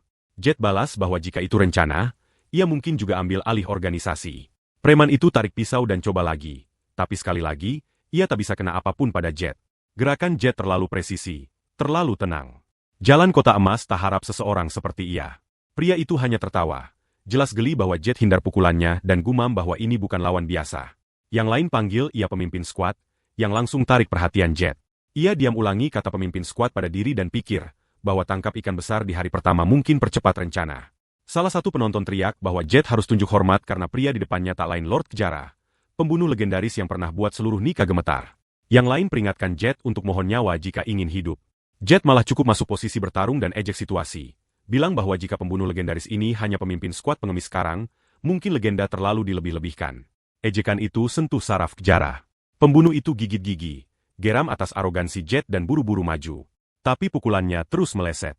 Jet anyam di antara setiap pukulan. Kejara berhenti di tengah pertarungan, sadar anak itu benar-benar punya potensi. Ia akui dengan enggan bahwa jika Jet hidup cukup lama, ia mungkin jadi kuat suatu hari. Jet, masih tenang, pikir dalam hati betapa liar rasanya dapat ulasan bakat dari seseorang yang pada dasarnya pembunuh kelas dunia. Tapi Kejara bilang gerak berikutnya akan berbeda. Ia salurkan mana, banyak sekali. Jet langsung rasakan lonjakan dan sadar kontrol pria ini, setidaknya level lingkaran keempat. Ia sudah anggap cerita pembunuh legendaris berlebihan. Tapi kini mulai terdengar sah. Untuk pembunuh tak berafiliasi, capai level itu tanpa dukungan keluarga bangsawan benar-benar mengesankan. Kejara tertawa gelap. Bilang bahwa Jet harus tahu tempatnya dan kemudian sebarkan aura seperti badai sebelum terjang lagi. Udara distorsi dengan tekanan. Dan meski kecepatan pembunuh buram, Jet tetap tak tergoyahkan. Atau mungkin Kejara hanya pikir ia beku ketakutan. Ia putuskan uji sungguh-sungguh. Serang dari atas. Tiba-tiba, 3 bilah turun sekaligus. Jet nyaris bereaksi tepat waktu. Pisau bentur satu sama lain saat ia gerak keluar jangkauan. Pembunuh membeku sesaat. Terpana bahwa ia hindar serangan 3 sinkron sempurna. Mereka tuntut tahu apakah ia ksatria atau penyihir. Saat itulah Jet akhirnya susun. Mereka bukan satu orang sama sekali. Tapi kembar tiga Kejara. Ia perhatikan mereka mirip. Tapi masing-masing beri tanda mana berbeda. Kini semua masuk akal. Gelar pembunuh legendaris bukan tentang satu pria, tapi 3 kerja sebagai satu. Jet sadar pembunuh sembunyikan diri dengan mana, jadi kehadiran tak terdaftar dulu. Ia pilih nama mereka, Dr. J, dan Ki, dan gumam pada diri bahwa persepsi 100 miliknya tak berarti saat sihir hanya 5. Ia bilang pada diri harus dorong lebih keras, dan kembar 3 buru-buru lagi. Salah satu tertawa, sebut Jet beruntung dan bilang ia tak akan hindar 2 kali. Jet jawab dengan nyalakan aura listrik dan aktifkan transformasi sihir petir. Listrik berderak di tubuhnya dan udara berderit energi. Pembunuh membeku, mata melebar atas tatap merah Jet. Mereka gumam tentang mengapa pewaris arahan di sini, dan tiba-tiba sadar mereka masuk jebakan.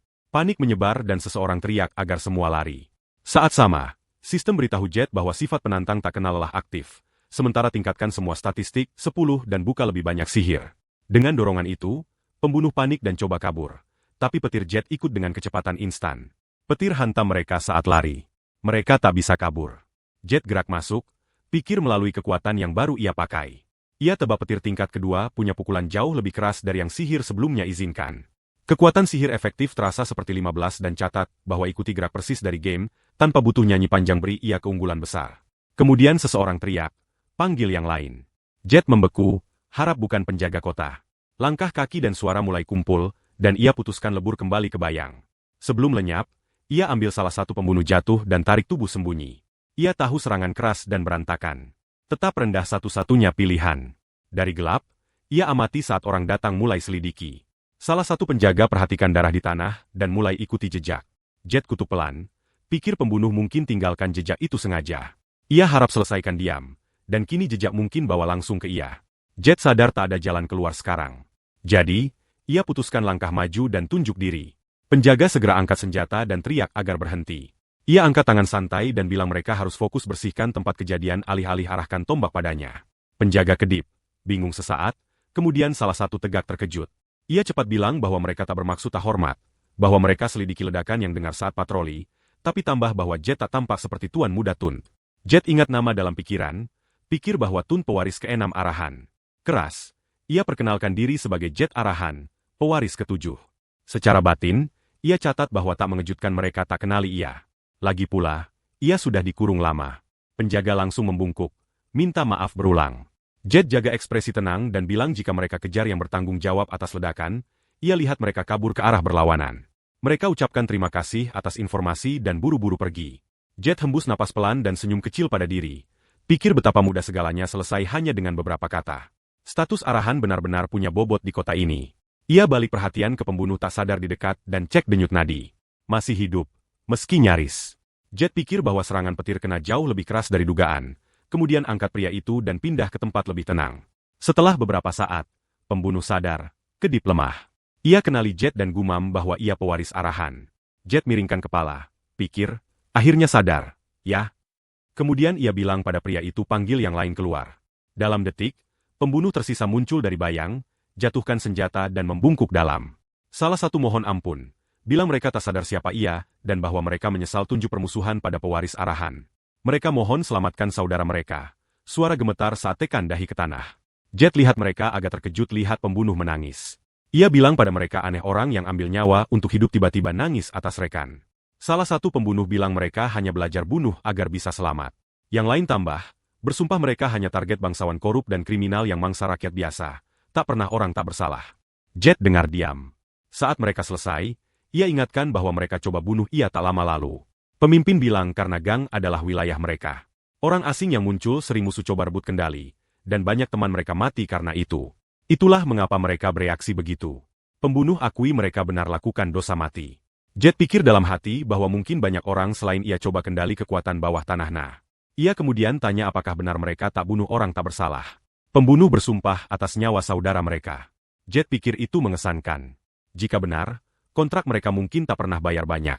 Pembunuh jelaskan bahwa yang benar mereka peduli jaga keluarga dan saudara aman. Pelajaran yang ditanamkan guru mereka. Jet renung bahwa pembunuhan jahat. Tapi bagi rakyat biasa tertindas bangsawan, saudara Kejara pasti harapan satu-satunya. Jet tetapkan syarat. Ia ingin mereka pandu ke bos mereka. Dan balik, ia akan bantu sembuhkan saudara mereka. Pembunuh terpana dan diam. Mereka desak itu tak mungkin. Bilang mereka tak bisa hianati rekan untuk selamat. Jet yakinkan bahwa ia hanya ingin temui bos mereka untuk beli informasi tanpa niat sebabkan bahaya. Pembunuh balas bahwa semua bilang sama, tapi bos mereka tak pernah jual informasi sekalipun. Jet tersenyum kecil dan bilang ia tahu. Pembunuh terkejut. Jet janji atas nama Arahan bahwa meski kesepakatan gagal, ia tak akan bahaya rekan mereka. Pembunuh tunjuk bahwa mereka tak percaya kata bangsawan. Jet pikir itu baik. Jika mereka percaya instan, ia mungkin ragu ketulusan mereka. Ia kemudian bilang tak ada cara lain. Mereka harus ikat ia. Pembunuh tampak terkejut. Jet lanjut bilang mereka bisa pegang pisau di tenggorokan dan tutup mata ia jika mau. Itu satu-satunya cara mereka percaya ia. Pembunuh mulai protes. Tapi Jet potong bilang bahwa jika mereka tetap tolak percaya, ia tak akan serahkan saudara mereka juga. Ia ingatkan bahwa kepercayaan dua arah. Pembunuh saling pandang, kemudian angguk. Mereka setuju pandu ia ke bos. Tapi dulu mereka tutup mata dan ikat tangan. Jet pikir betapa ia harus navigasi ditutup mata. Sadar bahwa akhirnya saatnya temui Raja Gang belakang. 2 jam kemudian, malam semakin gelap. Saat jalan, Jet tak tahan pikir bahwa entah bagaimana terasa seperti mereka hanya mutar lingkaran. Jet bilang pada pembunuh hentikan buang energi, dan tanya apakah mereka cari korps cermin hitam. Ia peringatkan bahwa jika itu, mereka harus pandu langsung karena korps sudah tahu lokasi bos mereka. Pembunuh desak bahkan korps cermin hitam tak akan tahu di mana bos mereka. Jet geleng kepala dan jelaskan bahwa mereka jelas tak paham arahan. Dari pengalaman, korps cermin hitam tak hanya tahu lokasi bos mereka, tapi jangkauan penuh mereka. Pembunuh terkejut dan cukup angguk. Jet bilang lagi cukup pandu ia. Pembunuh gumam. Khawatir, tanya apakah korps cermin hitam di dekat. Jet akui ia tak tahu, tapi tambah bahwa tak peduli apa yang mereka lakukan, mereka bahkan tak bisa sentuh jari kaki korps. Ia tak meremehkan mereka. Mereka di level benar-benar berbeda. Pembunuh angguk. Akui itu, dan tak lama mereka sampai gua bawah tanah. Salah satu pembunuh bilang mereka sudah tiba. Bos, Eddie, Raja Gang Belakang. Tanya tajam mengapa Jet di sana dan apakah aturan dilupakan. Pembunuh cepat minta maaf. Jelaskan bahwa Jet bilang ingin urus langsung dengan bos. Jet pikir dalam hati bahwa ini pasti Raja Gang Belakang. Eddie bentak mereka keluarkan Jet segera, tapi pembunuh ragu. Mereka tak bisa bertindak melawan ia. Jet keluarkan botol air suci dan suruh pembunuh buat Eddie minum. Pembunuh terkejut, tergagap, tak yakin apa itu. Jet jelaskan bahwa itu air suci dan akan sembuhkan cepat. Alasan bahwa karena mereka tepati janji, ia harus tepati miliknya. Jet pikir agak boros, tapi ia tak bisa pikir cara lebih cepat sembuhkan Eddie. Pembunuh diam ucapkan terima kasih saat mereka buat Eddie minum. Begitu Eddie rasa lebih baik, Jet bilang ia ingin buat kesepakatan. Eddie awalnya cemooh, suruh ia pergi, tapi Jet tenang raih buku yang Eddie tenggelam di dalamnya dan ambil. Amarah Eddie berkobar saat ia teriak atas keberanian. Kemudian perhatikan identitas Jet dan gumam terkejut. Ia arahan. Ia tatap tajam pembunuh, tuduh mereka pengkhianatan. Salah satu saudara cepat bela diri, jelaskan bahwa itu bukan pengkhianatan. Jet janji ia tak akan bahaya bos atau rekan mereka. Raja tertawa dan bilang pada Jet bahwa ia sudah dengar jenis bangsawan seperti itu berkali-kali sebelumnya, bahwa bangsawan semua hanya bajingan. Jet pikir dalam hati bahwa Eddie, Raja Gang Belakang, jenius di antara jenius yang tak pernah lupa apapun yang ia lihat. Eddie bilang pada Jet bahwa ia muda, tapi ia bukan tundrahan. Wajahnya tak familiar. Jet pikir Eddie sudah paham ia. Ia arahan termuda, yang ditinggalkan di tahanan. Jet konfirmasi ini dan catat mental bahwa mengejutkan Eddie tahu, bahkan sebanyak itu tentang ia. Eddie akui bahwa Jet ingin buat kesepakatan, tapi klaim ia tak ingin apapun dari ia. Jet tanya bagaimana ia begitu yakin tanpa bahkan dengar ia. Eddie cemooh dan bilang bahwa pikiran bangsawan bisa ditebak. Tawarkan koin emas atau coba cuci status rakyat biasa. Ia tanya retoris apakah ia salah. Jet diam. Eddie gumam bahwa ia tahu sepanjang waktu. Jet pikir tentang kecerdasan luar biasa Eddie. Bagaimana ia coba posisi pemerintah berkali-kali, hanya untuk terus diblokir karena kelahiran rendah. Ini bentuk ia jadi seseorang yang benci bangsawan, dan anggap semua orang lain bodoh. Jet senyum kecil dan catat mental persis seperti di game. Kemudian suara mungkin Eddie bilang, bahwa yang ia terima sebagai harga kesepakatan ini bukan uang atau cuci status. Eddie konfirmasi ia tak akan sejauh itu. Kemudian akhirnya tawarkan bahwa ia akan beri informasi. Jet angguk dan bilang padanya bahwa ia akan beli informasi itu dengan informasi miliknya sendiri. Eddie angkat alis dan bilang Jet orang menarik. Beli informasi dengan informasi. Jet bilang itu benar karena itu satu-satunya yang Eddie benar-benar inginkan. Eddie tanya bagaimana ia mungkin tahu itu. Dan Jet pikir dalam hati bahwa tentu saja ia tahu. Hubungi Eddie dari Midama Krusial. Seperti temukan potongan tersembunyi di game. Jet bilang padanya ia ingat segalanya yang ia lihat sekali. Eddie tersenyum kecil dan bilang ia cukup pintar. Tapi Jet jangan lompat kesimpulan. Jet tak debat. Ia cukup diam dengan ekspresi tenang tak terbaca itu. Setelah sebentar, ia tunjuk bahwa Eddie jelas suka baca. Tapi hanya ada satu buku di ruangan, yang berarti ia mungkin buang yang sudah selesai. Eddie tertawa dan bilang itu observasi bagus. Tanya apalagi yang Jet sudah pahami. Jet bilang padanya bahwa Eddie sudah tertarik buat kesepakatan. Ia bisa tahu dari cara Eddie pelan putar tubuh ke arahnya. Itu buat Eddie terkejut sesaat. Tapi ia cepat pulih dan akui ia akan dengar apa yang Jet bilang. Bilang investasi waktu sebanyak itu tanpa adil. Jet kemudian jelaskan bahwa yang ia inginkan informasi tentang arahan. Segalanya tentang saudara-saudaranya spesifik. Eddie anggap karena pertarungan internal keluarga dan bilang padanya bahwa informasi bisa jadi uang, senjata, atau bahkan perisai. Tapi kunci apa yang akan Jet bayar dengan? Jet jawab bahwa ia akan bayar dengan informasi yang Eddie tak tahu. Eddie senyum tipis dan bilang ia tak akan tahu itu hingga dengar. Lagi pula, ia sudah tahu sebagian besar hal. Jet dingin jawab bahwa ia tak akan bilang padanya sekarang juga. Itu buat Eddie kesal, yang bilang ini tak banyak kesepakatan. Info Jet mungkin tak berharga. Jet angkat bahu dan bilang itu dua arah karena saat soal arahan, ia mungkin tahu lebih dari Eddie. Eddie cemooh dan bilang itu konyol. Jet hanya datang cari ia karena takut. Jet akui bahwa ia datang pikir mungkin ada yang ia tak tahu. Tapi jika Eddie tak bisa setuju metode tukar, maka tak ada gunanya lanjut. Di pikirannya, Jet pikir bahwa setiap perdagangan mulai dengan paham apa yang pihak lain inginkan. Ia tahu Eddie baik, tapi Eddie tahu hampir tak ada tentang ia. Dan jadi orang obsesi informasi, Eddie tak akan tahan. Jadi, Jet putuskan dorong sedikit. Ia balik dan santai bilang bahwa karena Eddie tak tertarik urus, ia akan pamit saja. Eddie tak respons, diam saat Jet jalan pergi. Setelah jalan cukup jauh, Jet pikir bahwa baik saja meski tak buat kesepakatan sekarang. Berkat temui kembar tiga Kejara, ia temui Eddie jauh lebih awal dari dugaan, dan itu beri ia lebih banyak waktu kerja. Jet tebak Eddie akan hubungi ia duluan, jadi tak perlu buru-buru. Tapi sebelum terlalu jauh, suara panggil ia. Salah satu kembar tiga pembunuh ucapkan terima kasih. Bilang adik bungsu mereka pulih segera berkat air suci yang ia beri. Ia sebut tak tampak seperti air suci biasa, dan membungkuk dalam terima kasih. Kembar tiga akui mereka rasa malu karena tak percaya ia sebelumnya hanya karena ia bangsawan. Jet bilang pada mereka bahwa kadang ada bangsawan layak juga, dan bahwa ia bukan tipe yang ingkar janji. Dengar itu, salah satu pembunuh benar-benar berair mata dan bilang ia tak pernah lihat bangsawan seperti Jet sebelumnya. Sebagian besar tak peduli nyawa adik bungsu mereka. Ia malu-malu tanya nama Jet. Dan Jet cukup bilang itu Jet arahan. Pembunuh membungkuk lagi. Janji ingat seumur hidup. Saat Jet amati mereka, ia sadar ia punya prasangka sendiri terhadap pembunuh. Ia pikir betapa kuat loyalitas mereka, betapa dalam mereka peduli rekan, dan bahwa mungkin mereka orang lebih baik dari yang ia pikir. Kemudian ia tanya apakah mereka Kinsura yang semua bicara, dan mereka konfirmasi dengan angguk. Jet pikir dalam hati bahwa capai lingkaran keempat mengesankan untuk pembunuh, dan ada 3 dari mereka. Ia tebak jika bisa bawa mereka ke pihaknya. Mereka akan bantu besar di pertarungan internal nanti, jadi ia bilang pada mereka ikut bersamanya, yang buat kembar 3 terlihat terkejut. Tak lama kemudian, Jet dapati diri duduk di depan Eddie lagi. Eddie lihat ia dengan geliringan dan catat bahwa ia benar-benar kembali. Di kepalanya, Eddie anggap Jet pasti sadar betapa penting informasi tentang saudara-saudaranya. Ia kemudian tanya apa yang bawa Jet kembali, karena ia bertingkah tak tertarik dan pergi marah tadi. Jet tenang bilang bahwa ia ingin beli kembar 3 Kinsor. Eddie mulai respons. Pikir itu tentang informasi lagi, tapi berhenti di tengah, bingung. Ia tanya apakah Jet benar kembali untuk orang-orang itu alih-alih info tentang saudara-saudaranya. Jet bilang bahwa ia tak butuh informasi itu, bahwa tak peduli seberapa ia pikir, ia hanya akan rugi. Eddie terkejut. Ia gumam bahwa Jet pasti gila, kemudian akui itu situasi sulit. Kembar 3 pemimpin skuad di organisasi ia lagi pula, dan sebagai bos, ia tak begitu ingin lepas mereka. Jet bilang pada Eddie bahwa ia siap bayar harga wajar apapun. Eddie tersenyum kecil dan bilang bahwa apapun yang Jet anggap wajar mungkin jauh lebih mahal dari yang ia bayang. Saat Jet tanya harga seperti apa yang ia pikir, Eddie bilang ia ingin segalanya yang Jet alami setelah tinggalkan pusat tahanan. Bagaimana ia keluar, apa yang ia lakukan sesudah, cerita lengkap. Di pikiran Eddie, uang tak berarti banyak.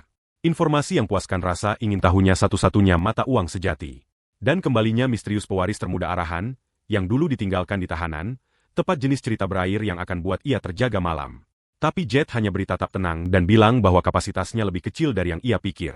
Itu sentuh Eddie seperti tamparan. Ia tatap tajam dan ulangi, hampir tersinggung.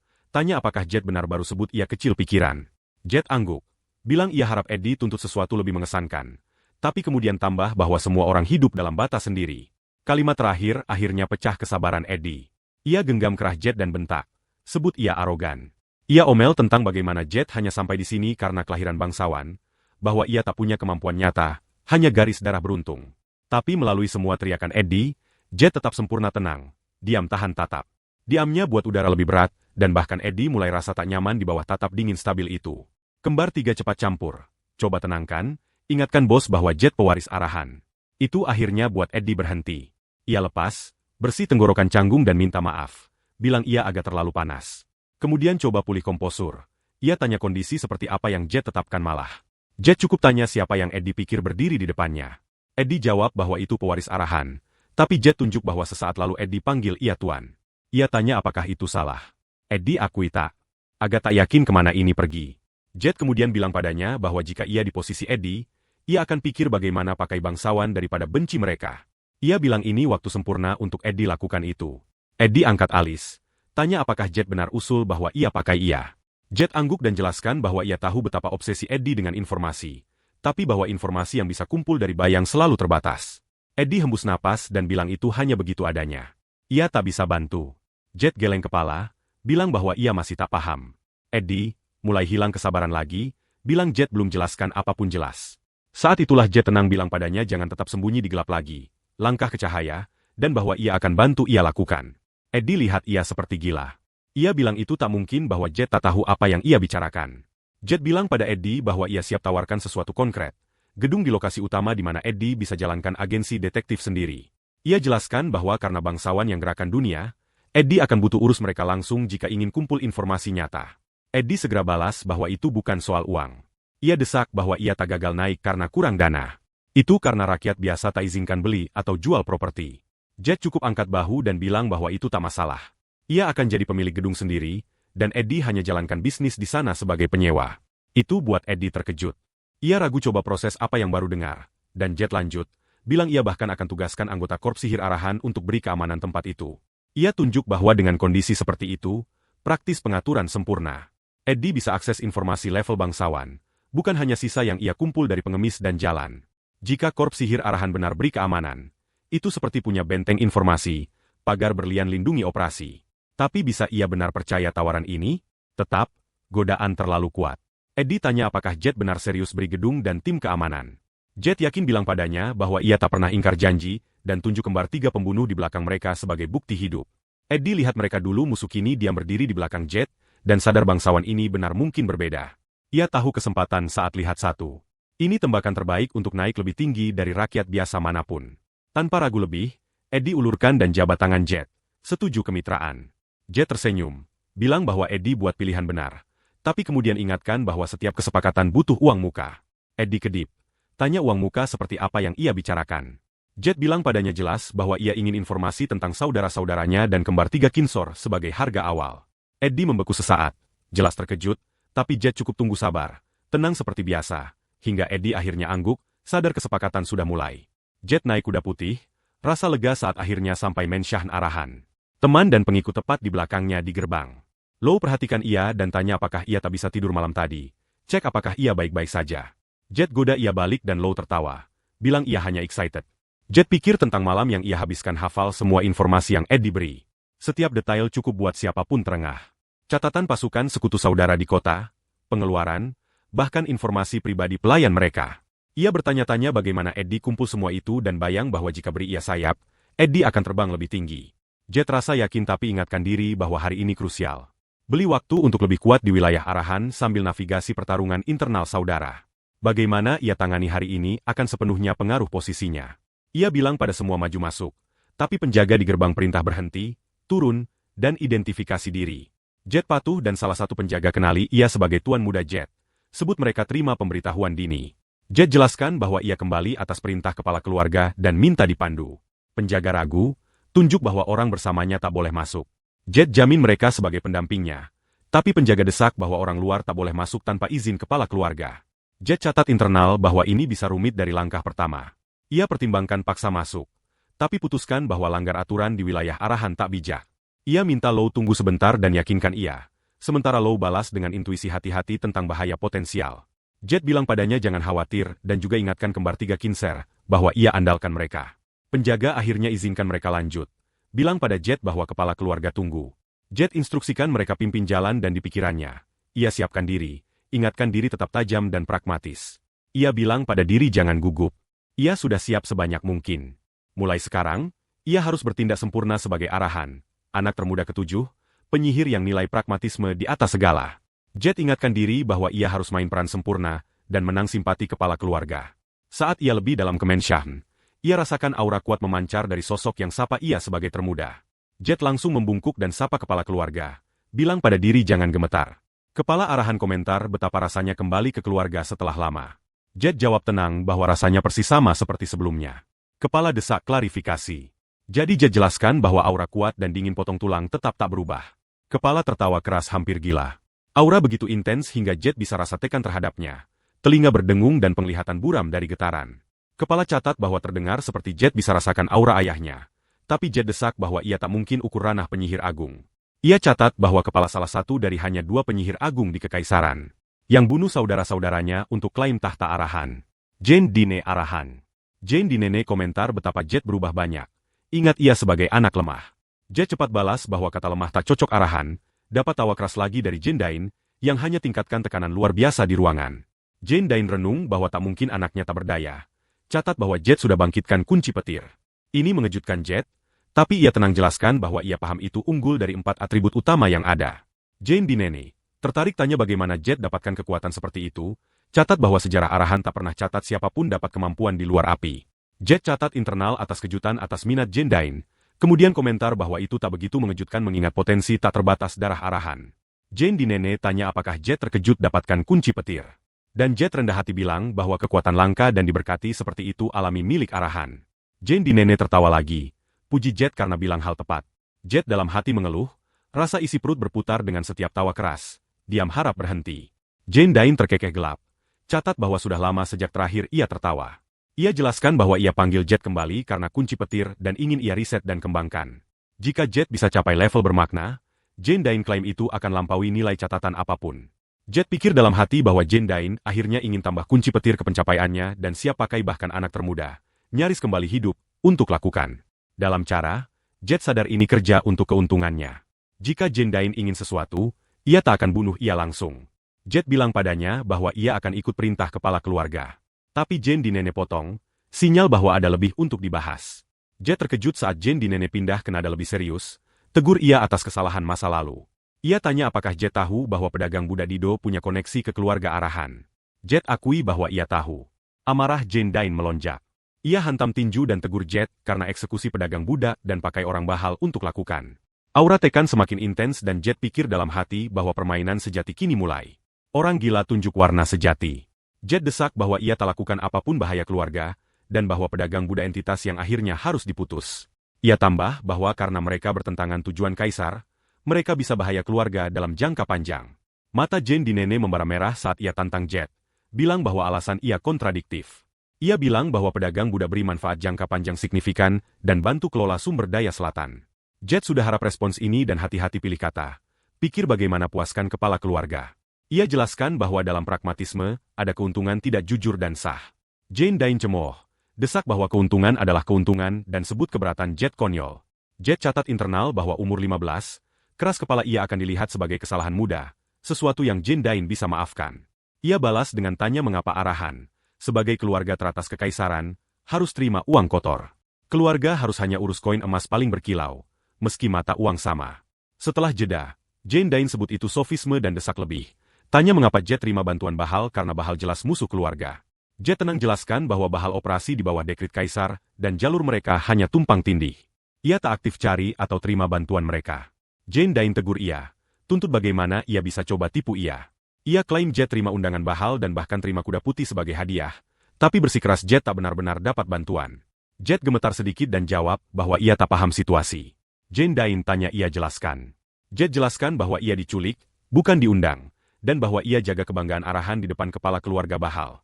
Ia tambah bahwa ia kembali dengan rampasan perang ambil langsung dari benteng musuh, bukan hadiah belaka. Ia bertanya-tanya keras mengapa ia ditegur alih-alih dipuji. Catat bahwa kuda putih Bahal, dianggap milik eksklusif mereka, kini milik ia. Ia pikir dalam hati bahwa hanya punya arahan naik kuda itu tingkatkan reputasi keluarga. Di pikirannya, Jet ulangi, percaya. Percaya. Jet umur 15 tahun tulus pikir insiden ini layak puji. Tapi kemudian aura luar biasa turun, berat dan menindas.